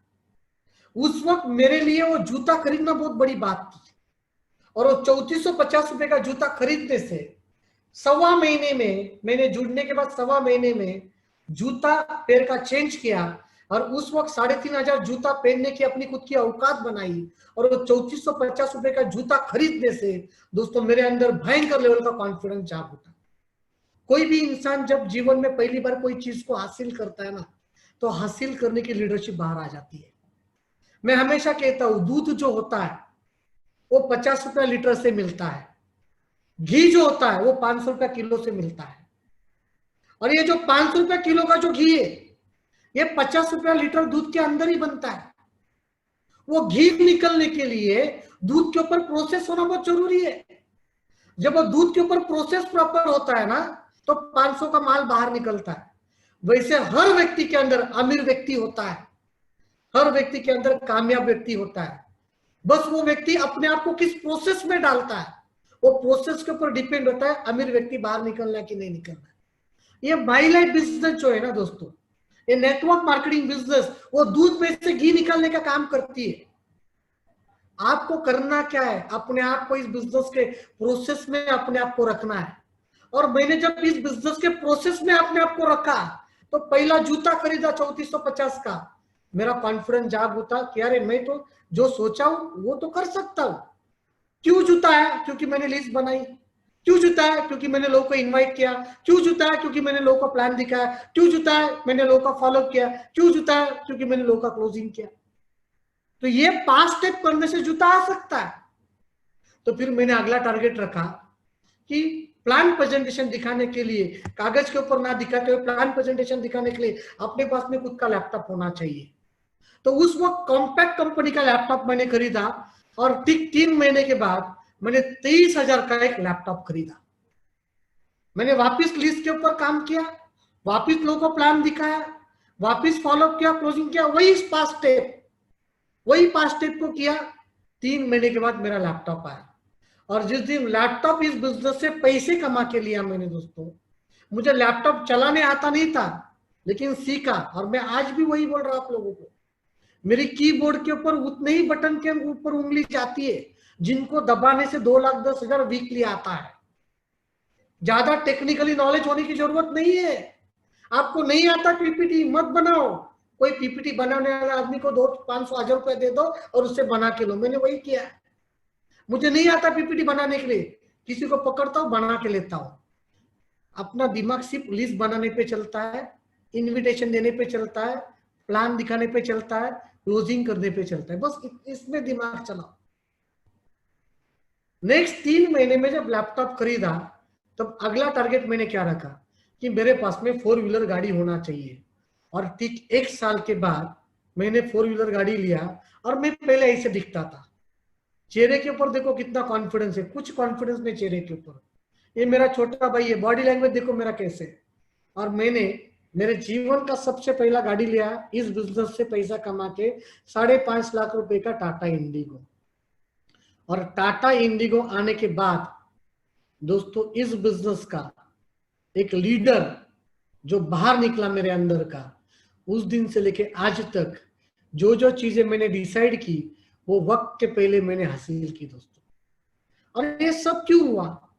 ये सब होने के लिए कारण क्या था? ये सब होने के लिए रीजन क्या था? मेरा पास्ट, मेरा भूतकाल, भूतकाल की तकलीफें। भूतकाल में मैंने 31st नाइट में 200 रुपया कमाने के लिए दारू के ग्लास धोए, मेरा छोटा भाई और मैंने मिलके। लोग मजे कर रहे, नए साल का वेलकम कर रहे और हम क्लब में जाके दारू के ग्लास धो रहे। वो दिन आज भी भूल नहीं पाया। ये मेरा छोटा भाई, आप देख रहे हो उसके बदन के ऊपर के कपड़े तब ठीक थे क्योंकि बिजनेस था मेरे पास में, लेकिन ये मेरा छोटा भाई जिसको आधे साल से मैंने घर पे बिठाया, ये भूतकाल है मेरे लाइफ का। और इस छोटे भाई को माँ बाप जाने के बाद में जिस तकलीफों का सामना करना पड़ा, आज तक ये नेटवर्क मार्केटिंग बिजनेस जुड़ने के बाद आज तक मैंने मेरे छोटे भाई को कभी दुख नहीं पहुंचाया। उसने जिस चीज के ऊपर उंगली रखी वो हर एक सपना उसका मैंने पूरा किया दोस्तों, हर एक सपना पूरा किया। ये इंडिगो आने के बाद मुझे आज भी याद है, मैंने मेरे कुछ रिश्तेदार को बुलाया था, पूजा की गाड़ी की और पेड़े बीड़े बांटे। हमारे कुछ रिश्तेदारों में बहुत हितचिंतक रहते, पता ना आपके बारे में बहुत अच्छा सोचने वाले। वैसे मेरे रिश्तेदारों में भी बहुत हितचिंतक रिश्तेदार है जो अच्छा सोचते, और इतना अच्छा सोचते ना उससे हमारे अंदर ऊर्जा पैदा होती है। मेरा एक रिश्तेदार बोलता है कुछ नहीं रहे, हवे वाला बलून है, कभी भी फटेगा। ये गाड़ी ना 2-4 महीना रहेगी इसके पास, बाद में ये जाने वाली है, बैंक खींच के लेके जाएगी। मैं आपको क्या बताऊं दोस्तों, मैंने कभी किसी व्यक्ति ने मुझे क्रिटिसाइज करने के बाद, अंडर एस्टिमेट करने के बाद मैंने कभी किसी व्यक्ति के ऊपर गुस्सा नहीं किया। मैंने उस गुस्से को अपने काम में लगाया और करके दिखाया। और मेरी टाटा इंडिगो आने के बाद जिस तरीके से मेरा बिजनेस बढ़ा, मैं आपको बताना चाहूंगा। आज जो जगवार है, ये जगवार आई कब? जब मैंने पहला जूता लिया। ये जगवार आई कब? जब मैंने कॉम्पैक्ट का लैपटॉप लिया। ये जगवार आई कब? जब मैंने टाटा इंडिगो खरीदी। और वहां से जो मेरे जीवन की जर्नी शुरू हो गई नेटवर्क मार्केटिंग में दोस्तों, बहुत मजेदार कहानी है। फिर अच्छा पैसा आना चालू हो गया, गाड़ी बीड़ी आ गई, शादी की उम्र हो गई, तो सोचा शादी भी करना चाहिए। तो मैंने मेरे वाइफ के साथ शादी कर दिया 21 अप्रैल 2008 में। और 2008 में जब मेरा शादी हो गया तो ये मेरी वाइफ है, आज लगभग 11-12 साल हो गए इनके साथ शादी किए हुए, 2 बच्चे हैं मुझे, बहुत अच्छा जीवन चल रहा है। शादी करने के बाद में मेरे लाइफ की और जिम्मेदारी बढ़ गई। और ये जो मेरी बीवी है, मैं आपको बताना चाहता हूं, मैंने जिस वक्त शादी करने का डिसीजन लिया था तब मैंने ये सोचा था कि मैं उस लड़की के साथ शादी करूंगा जिसको बाप नहीं रहेगा। क्योंकि मेरे पिताजी जाने के बाद में मेरे माँ को मेरी बहन की शादी करते हुए जो तकलीफ उठानी पड़ी वो हमने हमारे आंखों से देखी थी। और उस वक्त मैंने डिसाइड किया था कि मैं उस लड़की के साथ शादी करूंगा जिसके पिताजी नहीं होंगे। और एक बिना पति की जो औरत होती है, लेडी होती है, और उसकी जब घर में शादी वाली लड़की होती है, तो उस लेडी के लिए सबसे बड़ी लाइबिलिटी होती है उसकी लड़की की शादी और वो लड़की। और मैं मेरे वाइफ को जिस दिन देखने गया, मैं आपको बताऊं, 10 बाई 10 के रूम में गांव में रहते थे, वो घर में मैं इनको देखने गया था। उस वक्त मेरी महीने की इनकम 3 से 4 लाख रुपया थी, टाटा इंडिगो गाड़ी थी। और मैं मेरे वाइफ को शादी के लिए जब देखने गया, लड़की देखने का जब प्रोग्राम होता है, तो मैं आपको बताऊं कि मेरे सास के घर पे 2 ही चाय के कप थे और हम 7 लोग गए थे देखने के लिए। तो हमारे यहाँ पे ना गांव में ना बड़ी थाली होती है, उसमें भी चाय देते हैं, और मैंने बड़े थाली के अंदर चाय पिया उस वक्त मेरे बीवी को देखने गया था। तब मेरी सास आज भी दूसरे के खेत में काम पे जाती है, और मेरी बीवी भी जब गांव में मैके में थी शादी के पहले, जब वो पढ़ती थी, तो सैटरडे संडे वो भी दूसरे के खेत में जाके काम करती थी, और तब जाके उसका पढ़ाई लिखाई हुआ। मेरे वाइफ का क्वालिफिकेशन में बहुत होशियार थी, बहुत टैलेंट थी। जब इनके साथ मैंने शादी किया तब इनका 12वीं 12th क्लास में साइंस में इनको उस वक्त 82% पढ़े थे, 82% थे मेरे वाइफ को। और बिना बाप की लड़की जो दूसरे खेत में जाती है, जिसकी माँ पैसा कमाने के लिए, काम करने के लिए, किताबें भी नहीं होती थी, किसी और की किताबें इनको मिलती थी पढ़ने के लिए, ऐसे लड़की के साथ जब मैंने शादी किया, तो शादी के बाद मैंने मेरे वाइफ को आगे जाके मैंने हम दहेज, बिना दहेज के शादी किया हूं मैंने। क्योंकि मेरी माँ को जिस वक्त तकलीफ हुआ मेरी बहन का शादी करते वक्त, उस वक्त हम तीनों भाइयों ने डिसाइड किया था अपनी औकात रहेगी तो शादी करेंगे, लेकिन दहेज नहीं लेंगे। और मेरी वाइफ के साथ जब मैंने शादी किया तो बिना दहेज के शादी किया, पूरा खर्चा मैंने किया। क्योंकि जब मैंने शादी करने का जब मैंने दिमाग में लाया, तो दोस्तों मैंने एक टारगेट रखा था कि 50 लाख रुपए की इनकम क्रॉस करूंगा तब जाके लड़की देखने जाऊंगा। और मैंने 50 लाख रुपए की इनकम क्रॉस की, फिर बाद में जाके मैंने लड़की देखा और बाद में जाके मैंने शादी किया। मेरे बड़े बहन की शादी के बारे में बताया मैंने कि उसके शादी के दिन हम दोपहर को 3 बजे पहुंचे, क्योंकि शादी में जाने के लिए पैसा नहीं था। बड़े भाई की शादी हुई तब उसका जो दूल्हे का कपड़ा था वो भाड़े पे लेके आया था, वो सूट भाड़े की दुकान में मिलता है। मेरे शादी के टाइम हमारे सिचुएशन बहुत अच्छे थे, 50 लाख की इनकम क्रॉस कर दी, तब मैंने मेरे वाइफ के साथ शादी किया। लेकिन शादी के बाद जो नए दिन होते हैं ना, शादी के गुलाबी दिन होते हैं ना, क्या वो दिन को एंजॉय नहीं कर पाया मैं। शादी के बाद मैंने मेरे वाइफ को बिठा के समझा कि अगले 3 साल के लिए आप मेरी बीवी नहीं हो और मैं आपका पति नहीं हूं। आपको अगले 3 साल पढ़ना है, क्योंकि इनको हमने कमिटमेंट किया था कि हम शादी के बाद आपको पढ़ाएंगे। और मेरे वाइफ को मैंने होटल मैनेजमेंट के लिए हमारे न्यू बॉम्बे में खारगर करके एक एरिया है, वहां पे ITM कॉलेज में मैंने मेरे वाइफ को एडमिशन दिलाया, और मेरे वाइफ ने वहां पे 3 साल का होटल मैनेजमेंट का डिग्री की। मैंने उनको क्यों पढ़ाया? क्योंकि उनको मैंने कमिटमेंट किया था। दूसरी चीज, 3 साल का उनका डिग्री कंटिन्यूस जब हो रहा था तब मैं मेरे नेटवर्क के ऊपर काम कर रहा था। मैं आपको बताऊं, मेरे वाइफ को संडे के दिन छुट्टी होती थी, और ये जब कॉलेज में सुबह जाती थी 7 बजे, तब मैं सोया होता था, और जब मैं घर पे रात के 2 बजे आता था तो मेरी वाइफ सोई होती थी, और जब ये सुबह उठ के जाती थी तब मैं सोया होता था। और संडे के दिन जब इनको छुट्टी होती थी तब अपने 4-4 सेमिनार होते थे। सुबह 7 बजे अपन घर छोड़ते थे, रात को 2 बजे घर पे आते थे, कहीं पुणे जाना, कहीं ठाणा जाना, ऐसे दिन के 4-4 सेमिनार में करता था। उन 3 सालों में, नई नई शादी होने के बाद उन 3 सालों में मैंने मेरे वाइफ को टाइम देना चाहिए था दोस्तों। लेकिन मैंने पहले दिन मेरे बीबी को समझाया कि मैं अभी आपको टाइम नहीं दे पाऊंगा, क्योंकि मेरे करियर का टर्निंग पॉइंट है अभी। अगर आपके पीछे जाऊं तो करियर लॉस होगा। कोई भी चीज दोस्तों उसकी आपको दाम चुकाने पड़ेंगे, उसकी कॉस्ट चुकानी पड़ती है। बिना सैक्रिफाइस के आपको कुछ नहीं मिलता है। अगर आप आपके जीवन में कुछ करना चाहते हो तो आपको सैक्रिफाइस करना ही पड़ेगा। एक बीज को जमीन के नीचे गाड़ा जाता है तब जाके एक वृक्ष बनता है। तो किसी ना किसी को त्याग करना ही पड़ता है।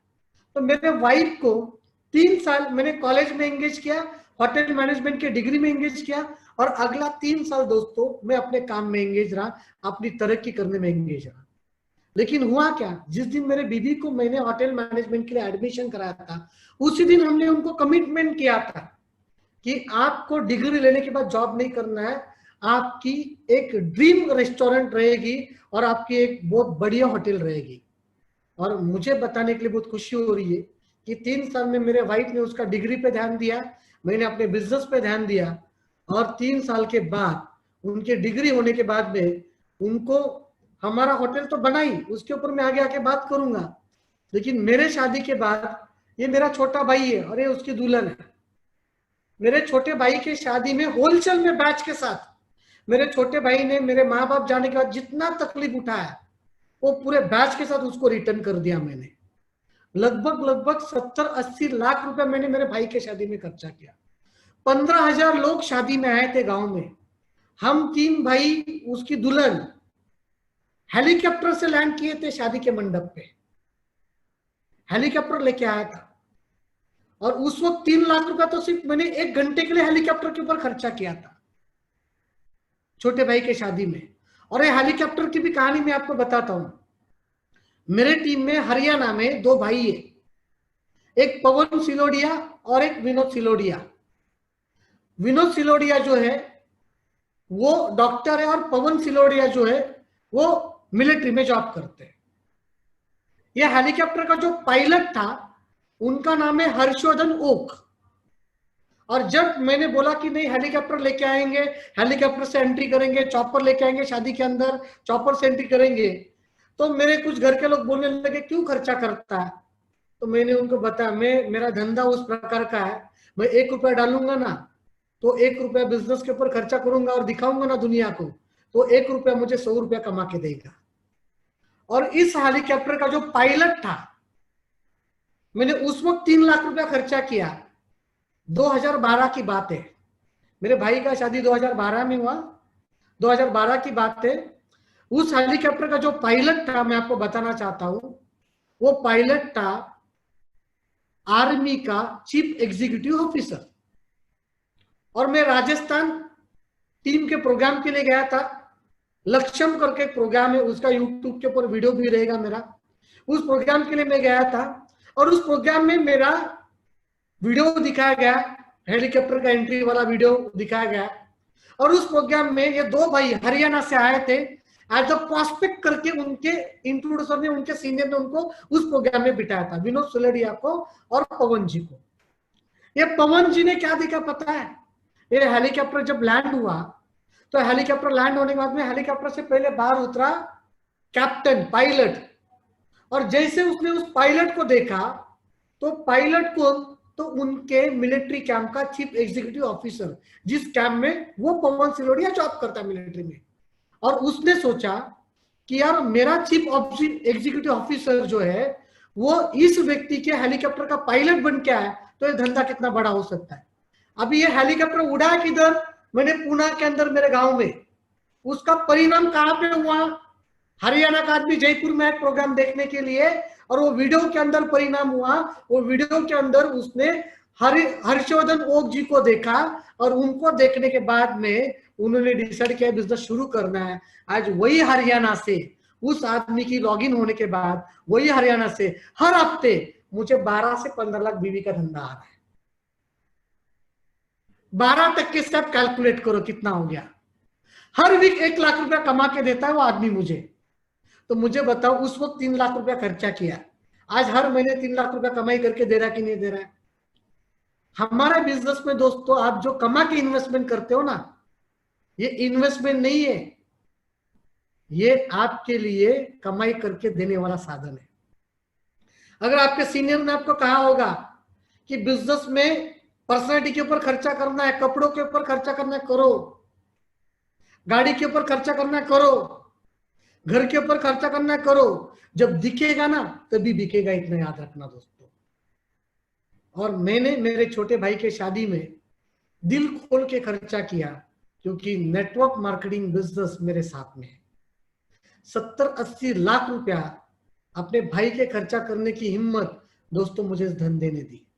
इमेजिन करो, गरीबी का समय और आज अमीरी का समय देख रहे हैं हम लोग। बहुत मजा आता है इस बिजनेस को करते वक्त, बहुत अच्छा लगता है। ये मेरा फैमिली है, मुझे 2 लड़के हैं। ये मेरा बड़ा लड़का 9 साल का है, छोटा लड़का भी 23 अगस्त को 1 साल का हो गया। और ये जो मेरा बड़ा लड़का है ना, ये 29 सितंबर 2011 में पैदा। उस वक्त पता नहीं था ना ये फोटो निकाल के रखने पड़ेंगे ताकि आगे जाके लोगों को दिखाना पड़ेगा, पता नहीं था, तो ध्यान नहीं दिया फोटो सेशन करने पे। लेकिन आप लोग अभी जिस सिचुएशन में हो ना, आप जिस सिचुएशन में हो, हर सिचुएशन का फोटो निकाल के रखना। ये एल्बम आगे जाके दिखाना है आपको, और वो एल्बम आपको करोड़ रुपया कमा के देगा। अगर मेरे पास पुराने फोटो होते ना तो मैं दिखा दिखा के 10 आईडी आईटीसी मारता। आपके पास में मौका है, आपके पास में चांस है, मौका है। ये फोटो संभाल के रखना अभी के सिचुएशन के। आगे जाके जब आप कामयाब बनोगे ना तो लोग यही फोटो देख के जुड़ने वाले आपके पास में, और यही फोटो देख के टीम मोटिवेट होके धंधा ला के देने वाली है। इतना रखना। तो ये मेरा बड़ा लड़का है, 29 सितंबर 2011 में पैदा हुआ। 4 दिन के बाद जब मेरे बेटे को घर पे लाया गया, माँ के पेट से बाहर निकलने के बाद मेरा बड़ा लड़का पहली बार लाइफ में जिस गाड़ी में बैठा होगा, उस वक्त उसके बाप के पास 5 सीरीज BMW था। और मेरे बेटे की शुरुआत जीवन के पहले गाड़ी में जिस बैठा होगा, माँ के पेट से बाहर आने के बाद मेरा बेटा 5 सीरीज BMW गाड़ी में बैठा है दोस्तों। इसकी शुरुआत 5 सीरीज BMW से हुई। ये छोटा लड़का है मेरा, ये मेरे पास एक्सेप्ट गाड़ी थी जगवार की, 5 साल चलाई। फिर उसके बाद में ये मेरा छोटा लड़का है, ये जिस दिन पैदा हुआ 23 अगस्त 2019 में, ये मेरी बड़ी बहन आगे लेके गोद में बैठी है। इमेजिन करो, बेटे का पहला दिन 1,40,00,000 के जगवार से शुरू हो रहा है। पहले दिन की शुरुआत चौथे दिन का था, जब गाड़ी में बैठा घर पे आते वक्त, तो 1,40,00,000 के जगवार गाड़ी में बैठा। इमेजिन करो अगर इनका बाप इस बिजनेस को बीच में से क्विट करता, या लोग नहीं जुड़ रहे करके ये बिजनेस को क्विट करता, या जुड़े हुए लोग रिस्पांस नहीं करे करके बिजनेस को क्विट करता, तो क्या ये लड़का जगवार से शुरुआत करता? क्या मेरे बेटे के लाइफ में जगवार से शुरुआत होती? नहीं दोस्तों। हमें टिके रहना है, हमें टिके रहना है। कौन आ रहा है इसके ऊपर ध्यान मत दो, क्यों करना है, किस लिए करना है, और कहां पे जाना है, इसके ऊपर ध्यान देना। आपकी नजर इसके ऊपर होनी चाहिए, कौन जुड़ रहा है उसके ऊपर नजर नहीं होनी चाहिए। मेरी नजर देखो कहां पे थी, मेरी नजर थी मेरे बेटे को जगवार में घर पे लाने पे थी। 78 लोग, 78 लोगों ने ना कहा, उनके घर पे कोई बच्चा BMW जगवार पे घर पे नहीं आया, लेकिन मैं इस बिजनेस के साथ टिका रहा। मेरा बड़ा लड़का BMW में आया, छोटा लड़का जगवार में आया। तो आप इस बिजनेस को हंसी मजाक में मत करना दोस्तों, मस्ती में मत करना। इस बिजनेस को करते वक्त सीरियसली होके करना।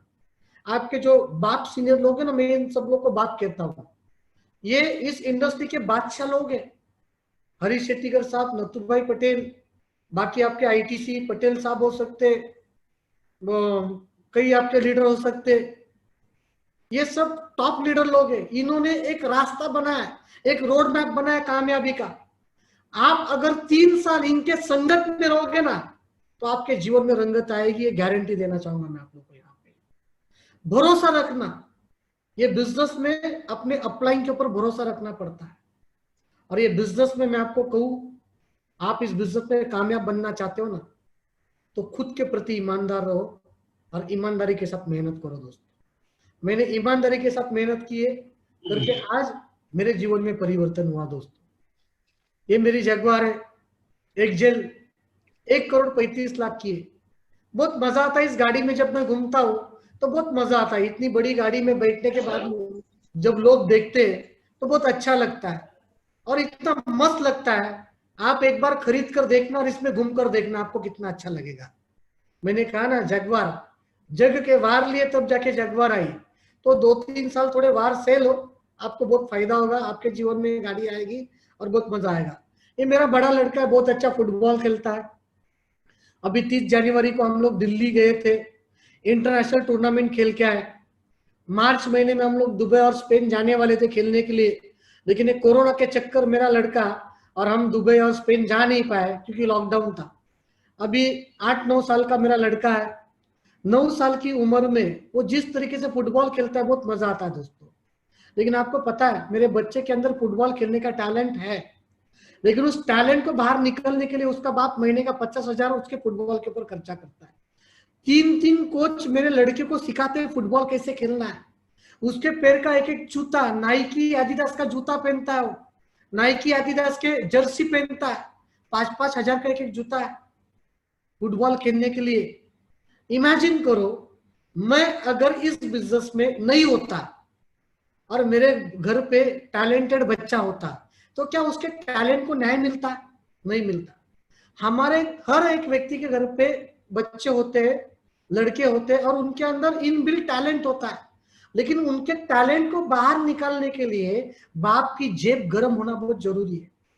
और मेरे बेटे को मैं हर वो फैसिलिटी देता हूं जिससे उसका फुटबॉल का गेम अच्छा हो, जिससे उसे फुटबॉल के करियर में उसका फ्यूचर हो। और 3-3 कोच रहते हैं उसको सिखाने के लिए। और मेरा बेटा जब फुटबॉल खेलने जाता है ना, तब मुझे क्या बोलता है पता है? कि डैडा आज मैं ना जैगवार लेके जाता हूँ। तो एक ड्राइवर, एक संभालने वाला आदमी और जैगवार में बैठकर हमारे साथ फुटबॉल खेलने जाते हैं।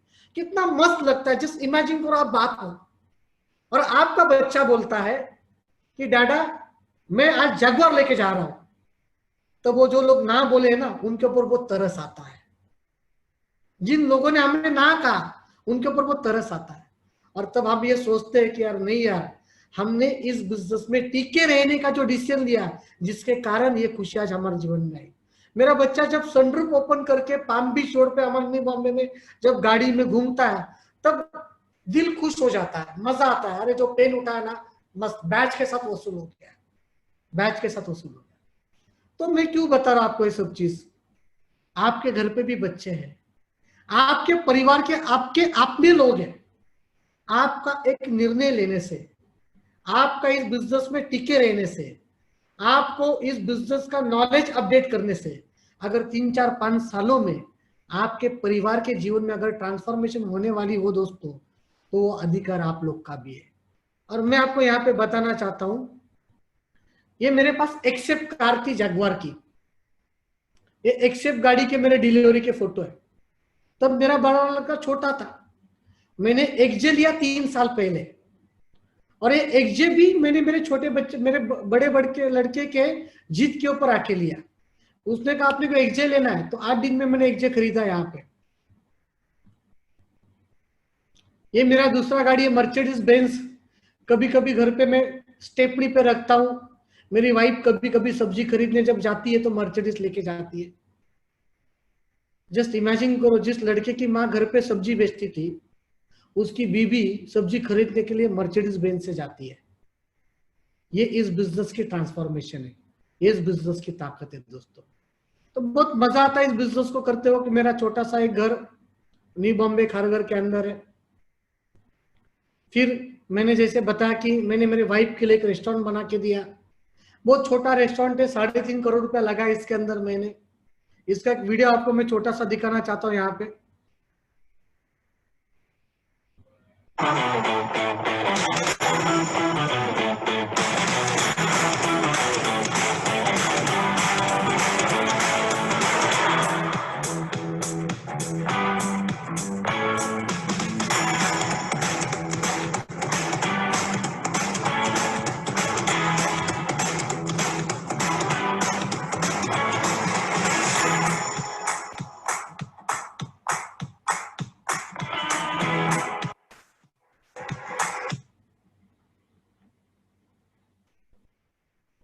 ये छोटा सा रेस्टोरेंट मैंने मेरे वाइफ के लिए बनाया। लगभग 4,000 स्क्वायर फुट कारपेट में 140 लोगों का सीटिंग है हमारे रेस्टोरेंट में, और 55 लोगों का स्टाफ मेरे वाइफ के पास काम करता है। मेरे रेस्टोरेंट में जो एग्जीक्यूटिव शेफ है उसकी सैलरी है 65,000, हेड शेफ की सैलरी 65,000 है। नियर अबाउट मेरी वाइफ महीने का 8 से 8.5 लाख रुपया सिर्फ सैलरी बांटती है। अभी वापस मैं आपको पास में लेके जाऊंगा। मेरी बीबी शादी से पहले सैटरडे संडे छुट्टियों के दिन दूसरे के खेत में काम पे जाती थी। लेकिन ये बिजनेस की ताकत देखो, जो लड़की दूसरे के खेत में काम पे जाती थी, ये नेटवर्क मार्केटिंग बिजनेस की ताकत देखना, माई लाइफस्टाइल बिजनेस की ताकत देखना, लिस्ट बनाने की ताकत देखना, लोगों को इनवाइट करने की ताकत देखना, लोगों को प्लान दिखाने की ताकत देखना, लोगों को फॉलोअप करने की ताकत देखना, लोगों की क्लोजिंग लेने की ताकत देखना दोस्तों, कि आज मेरी वाइफ 55 लोगों को जॉब दे रही है। आज मेरी बीवी 8-8.5 लाख रुपए महीने का सैलरी बांट रही है। ये कोई साधारण बिजनेस नहीं है दोस्तों। इस बिजनेस को मस्ती में मत करना, हंसी मजाक में मत करना। आपके सीरियसली करने से आगे जाके कई सारे लोगों के जीवन में परिवर्तन होने वाला है।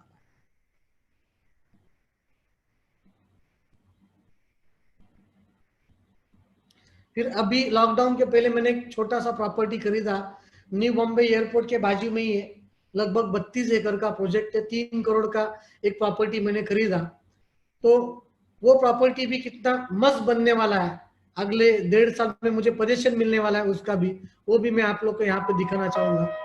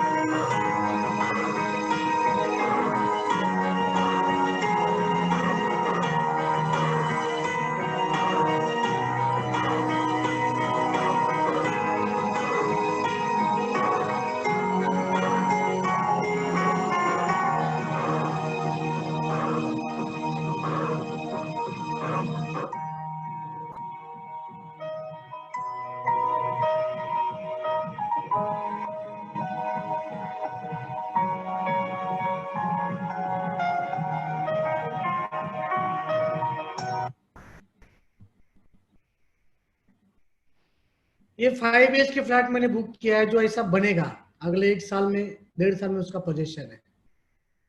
ये अब भी जस्ट रिसेंटली 4 महीने पहले मैंने खरीदा है। और मेरी इनकम मैं आपको यहाँ पे दिखाना चाहता हूँ।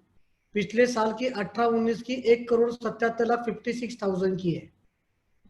शंकेश वायर के नाम पे जो आईडी, उसकी इनकम मैं बता रहा हूँ। मैं टोटल 9 आईडी के ऊपर काम कर रहा हूँ, 9 साइट्स मेरी चालू है, एंटरप्राइजेस के नाम पे भी बिजनेस मेरा है। और ये साल का करंट ईयर का भी मैं आपको यहाँ पे इनकम दिखाना चाहूंगा। ये साल का भी 1,65,00,000 रुपए का इनकम मेरा जनरेट हुआ है। मतलब 1-2 साल में एक 9 पास पढ़े हुए लड़के का इनकम करीब करीब एक नाम पे, एक पैन कार्ड के ऊपर 3 करोड़ से अधिक, 3.25 करोड़, 3 करोड़ 30 लाख की इनकम हो सकती है। आप इमेजिन करो क्या हो सकता है यहाँ पे। साल का इनकम मैं अगर आपको बताऊं तो मेरी सारी आईडी मिला के मेरे परिवार में 2.5 करोड़ रुपए एक साल में आता है। एक महीने की इनकम बताओ तो करीब करीब 20 लाख रुपए हंसते खेलते आता है। मतलब एक 9 पास पढ़े हुए लड़के के लाइफ में 20 लाख रुपए महीने का आ सकता है। तो आप सभी लोग मेरे से तो बढ़िया प्रोफाइल वाले लोग हो सकते, बढ़िया क्वालिफिकेशन वाले लोग हो सकते, आपके लाइफ में भी आ सकता है दोस्तों। फिर यहाँ पे मैंने मई महीने का मेरा लॉकडाउन मंथ का इनकम मैं आपको यहाँ पे दिखाना चाहता हूँ। पहले 3 वीक में मेरी इनकम जो आई वो यहाँ पे मैंने दिखाई है, 3 वीक की इनकम। फिर बाद के चौथे वीक की इनकम दिखाई और 5वें वीक की इनकम दिखाई। टोटल एक महीने में, मई महीने में मेरे घर पे करीब करीब 21 लाख रुपए का इनकम आया है। 21,89,000 का एक महीने का इनकम आया। आप इमेजिन करना, मई महीना था, पूरा लॉकडाउन था, और मई महीने में जूम मीटिंग डिजिटल प्लेटफॉर्म की वजह से घर के अंदर ही बैठा था, कहीं पे फील्ड के ऊपर नहीं था, जैगुआर भी नहीं निकली, मर्सिडीज भी नहीं निकला, लेकिन 22 लाख रुपया घर में बैठ के आया। और वहीं पे सामने जब मेरा रेस्टोरेंट की बात करता हूं, पिछले 5 महीनों से 3.5 करोड़ रुपया लगाया उसके ऊपर, 1 रुपए की इनकम नहीं, लेकिन इलेक्ट्रिसिटी बिल 5 महीने का लगभग 3.25 लाख रुपया आके पड़ा है। तो धंधा इजी कौन सा, 3.5 करोड़ वाला या फिर 3 आईडी लेके शुरू किया हुआ बिजनेस? दोस्तों, जिस बिजनेस में 3.5 करोड़ लगाया वो धंधा 5 महीने में 1 रुपए का इनकम नहीं दिया, लेकिन जिस बिजनेस को आज से 15 साल पहले 3 आईडी लेके शुरू किया, प्रोडक्ट की खरीदारी करके शुरू किया, सिर्फ समय लगाया, वो धंधा अगर लॉकडाउन जैसे सिचुएशन में भी महीने का 20 लाख रुपया लाके दे सकता है, तो आदमी में ताकत नहीं है, ताकत उस फॉर्मूले के अंदर है। फिर मेरी 3 आईडी जो आईटीसी जो बताई यश साहब ने, यहाँ पे मेरी तीन आईडी की मैं आपको यहाँ पे मैचिंग दिखाना चाहता हूँ। मेरा महालक्ष्मी एंटरप्राइजेस के नाम पे आईडी होगा, आप रैंक अश्योर में जाके देखना, आईटीसी करके रहेगा, उसका लगभग 20 करोड़ का मैचिंग हुआ है। सेकंड मेरा दूसरा आईडी जो है उसका 44 करोड़ का मैचिंग हुआ है, और तीसरा जो आईडी जो है उसका 52 करोड़ का मैचिंग हुआ है। मेरे मेन आईडी के नीचे लगभग 1 करोड़ 80 लाख रुपए का टोटल, 1 करोड़ 180 करोड़ का धंधा आज तक हुआ है दोस्तों। 180 करोड़ का बीवी का बिजनेस मेरे टोटल एंटायर 7 साल के माइल एशल के करियर में मेरे टीम में हुआ है। 180 करोड़ का धंधा आ सकता है मेरे नीचे। मतलब आप इमेजिन करना कि आप एक आदमी को नहीं जोड़ रहे हो, आप एक आदमी के पीछे बहुत बड़ी इंडस्ट्री को जोड़ने का काम कर रहे हो। ये जो बिजनेस है ना दोस्तों, आपने कभी बचपन में एक सीरियल आती थी, कभी देखी आपने सीरियल अलीफ लैला? उधर अलादीन करके एक व्यक्ति होता है कैरेक्टर, और वो अलादीन को एक चिराग मिलता है, चिराग। वो चिराग जब घिसता है ना तो चिराग से जीन बाहर आता है, और जब जीन बाहर आता है चिराग से, तो जीन अलादीन को क्या पूछता है, क्या हुक्म है मेरे आका? और जब वो जीन आका जब उसको हुक्म करता है, वो चिराग का मालिक, कि मुझे आप ताजमहल लेके आओ, मुझे ये चीज लेके आओ, तो जीन का काम क्या होता है, जो उसके आका ने हुक्म किया वो सामने रखना। दोस्तों, हमारा जो डाउनलाइन है ना, वो जादू का चिराग है। उसे 2 साल 3 साल 4 साल घिसो, 2 साल 3 साल 4 साल घिसने के बाद उसमें से एक लीडर बाहर निकलेगा। और जब वो लीडर बाहर निकलेगा ना, तो लीडर आपको आके पूछेगा, सर आपको सीलिंग मारना है, बोलो कौन से वीक में मारना है। आज मेरे जो अपलाइन है उनके प्रोस्पेक्ट लिस्ट में मैं नहीं था। मैं हमेशा कहता हूं, हरीश शेट्टीकर साहब हमेशा कहते हैं कि अपना लिस्ट जो है वो एक्सपेरिमेंट करने के लिए होता है। हमारे नीचे वो लोग आके काम करने वाले जो हमारे लिस्ट में कभी होते ही नहीं है। और आज मैं मेरे अपलाइन के एक साइड में हूं, और मेरे अपलाइन के दूसरे साइड में किशोर आयरे साहब, जो नासिक के ट्रिपल आईडी आईटी से भी जीटीसी बन गए। इमेजिन करो, वो अलादीन का चिराग जो है ना, वो घिसने का काम हुआ हमारे ऊपर, और वो चिराग से जीन बाहर निकला है। इमेजिन करो दोस्तों कि हम हमारे अपलाइन के प्रोस्पेक्ट लिस्ट में से नहीं थे, लेकिन नीचे लेवल तक अच्छे लोग जब आते हैं ना, तो ऊपर वाले व्यक्ति का कब करियर बनता है पता ही नहीं चलता। वो आपने करण अर्जुन पिक्चर देखा ना, मेरे करण अर्जुन आएंगे, ये बिजनेस में भी टीके रहे ना, आपके करण अर्जुन आएंगे। आज 1 वीक का मेरा बिजनेस, एवरेज बिजनेस जो आता है, एवरेज बीवी आता है, वो 1 करोड़ 40 लाख 1.5 करोड़ बीवी का 1 वीक का बिजनेस आता है। हमारे क्रॉस लाइन किशोर आयरे साहब, उनका भी बिजनेस 1.5 करोड़ 1.25 करोड़ का आता है। अगर आपके नीचे ये चिराग को घिसने से, अगर आपके नीचे इस चिराग को घिसने से दोस्तों एक किशोर आयरे और एक शंकेश वायल आएगा, तो 2,10,000 बाई डिफॉल्ट आपके लाइफ में आएगा। हमें करना क्या है, हमें हमारे डाउनलाइन को घिसने का काम करना है। और जिस प्रकार से हमने इस बिजनेस में पिछले 15 सालों में क्या किया, तो पेशेंस रखा, बाकी कुछ नहीं किया, और पेशेंस रख के काम किया। परिणाम क्या हुआ दोस्तों, पेशेंस रखने से आज हमारा कारवा आगे बढ़ता गया। ज्यादा कुछ नहीं किया दोस्तों मैंने मेरे लाइफ में, सिर्फ प्रोस्पेक्टिंग करने का काम किया। लोगों को मैं आज भी शो द प्लान दिखाता हूं, इन 5 महीनों के पीरियड में मैंने भी मेरे डायरेक्ट प्रोस्पेक्ट को बिजनेस में जोड़ा है, और पिछले 3 महीनों में मैंने अपने नए डायरेक्ट को जोड़ते हुए लगभग 22 लाख बीवी का धंधा किया है। और मेरे 22 लाख बीवी का जो बिजनेस मैंने लाया है डायरेक्ट ज्वाइनिंग करके, वो सभी लोगों का मुझे जो बिजनेस मिल रहा है, इनकम जो मिल रहा है, वो ट्रिपल शॉट और 4 टाइम वीक लेता हूँ। एक ज्वाइनिंग लेता हूं तो 36% मिलता है, एक ज्वाइनिंग लेता हूं तो 48% मिलता है। आपके पास लोग जितना लेट जुड़ेंगे, आपके पास लोग जितना लेट जुड़ेंगे, उतना गुना ज्यादा आपको कमा के देंगे। और मैं हमेशा कहता हूं दोस्तों, इस बिजनेस के अंदर, ये बिजनेस के अंदर जो व्यक्ति पेशेंस की रिस्पेक्ट करता है, सक्सेस नाम का वर्ड उस आदमी की इज्जत करता है। हमने पेशेंस की रिस्पेक्ट की करके सक्सेस नाम का वर्ड आज हमारी इज्जत कर रहा है। आप देखिएगा, मैं कोई प्रोफेशनल स्पीकर नहीं हूं, आप देखिएगा मुझे कोई टेक्निकल नॉलेज नहीं है, लेकिन हर हफ्ते 5.5-6 लाख 5.5-6 लाख 5.5-6 लाख रुपए का इनकम घर पे आता है। आज मंगलवार है, कल बुधवार है, कल भी 5.5 पेटी आएगी। हर बुधवार को 5-5.5 पेटी आती है। एक 9 पास पढ़ा हुआ लड़का हफ्ते के 5.5 लाख रुपया कमा रहा है, तो क्या आप नहीं कमा सकते हो? आप भी कमा सकते हो, लेकिन आपको इस बिजनेस के अंदर पेशेंस रखना पड़ेगा। आपको पेशेंस नाम के वर्ड की पूजा करनी पड़ेगी, आपको इस पेशेंस नाम के वर्ड की रिस्पेक्ट करनी पड़ेगी। और जिस दिन आप इस शब्द की इज्जत करोगे, उस दिन दोस्तों सक्सेस नाम का वर्ड आपकी इज्जत करेगा। और पिछले 15 सालों में मैंने मेरे जीवन में सिर्फ पेशेंस रखा है और मेहनत की है। परिणाम क्या हुआ? जो फल मैंने नहीं मांगा था, वो भी मुझे मिलना शुरू हो गया दोस्तों। तो आप जैसे अच्छे लोग मेरे जीवन में आए, जिससे मेरे जीवन में ट्रांसफॉर्मेशन आई। आज मुझे यहाँ पे आप लोगों के बीच में आके बात करने का मौका नथुभाई पटेल साहब ने दिया, हरीश शेट्टीगर साहब ने दिया, जिनका हमेशा मेरे ऊपर बहुत बड़ा आशीर्वाद रहा है। और ऐसे बड़े लोगों के संगत में रह के आज मेरे जीवन में भी रंगत आई। तो दोस्तों, ज्यादा कुछ ना कहते हुए, ऊपर वाले भगवान ने मुझे इस बिजनेस में जुड़ने के बाद उन 5 स्टेप को करने की अच्छी बुद्धि दी, जिनको करने से मेरे घर पे हर हफ्ते पैसे आते। वही 5 स्टेप आप इस बिजनेस में, आपके जब तक सपने पूरे नहीं होते, जब तक आप इस बिजनेस में कामयाब नहीं बनते हो, तब तक लिस्ट बनाने का काम कभी बंद मत करना। हमेशा अपनी लिस्ट को अपडेट करना, लोगों को इनवाइट करने का काम कभी बंद मत करना।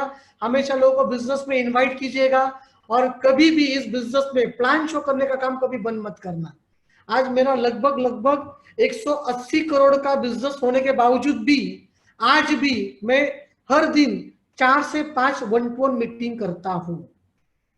मुझे कोई करने की जरूरत नहीं है, लेकिन आज भी मैं करता हूं। और मेरे दिमाग के अंदर रैंक नहीं है।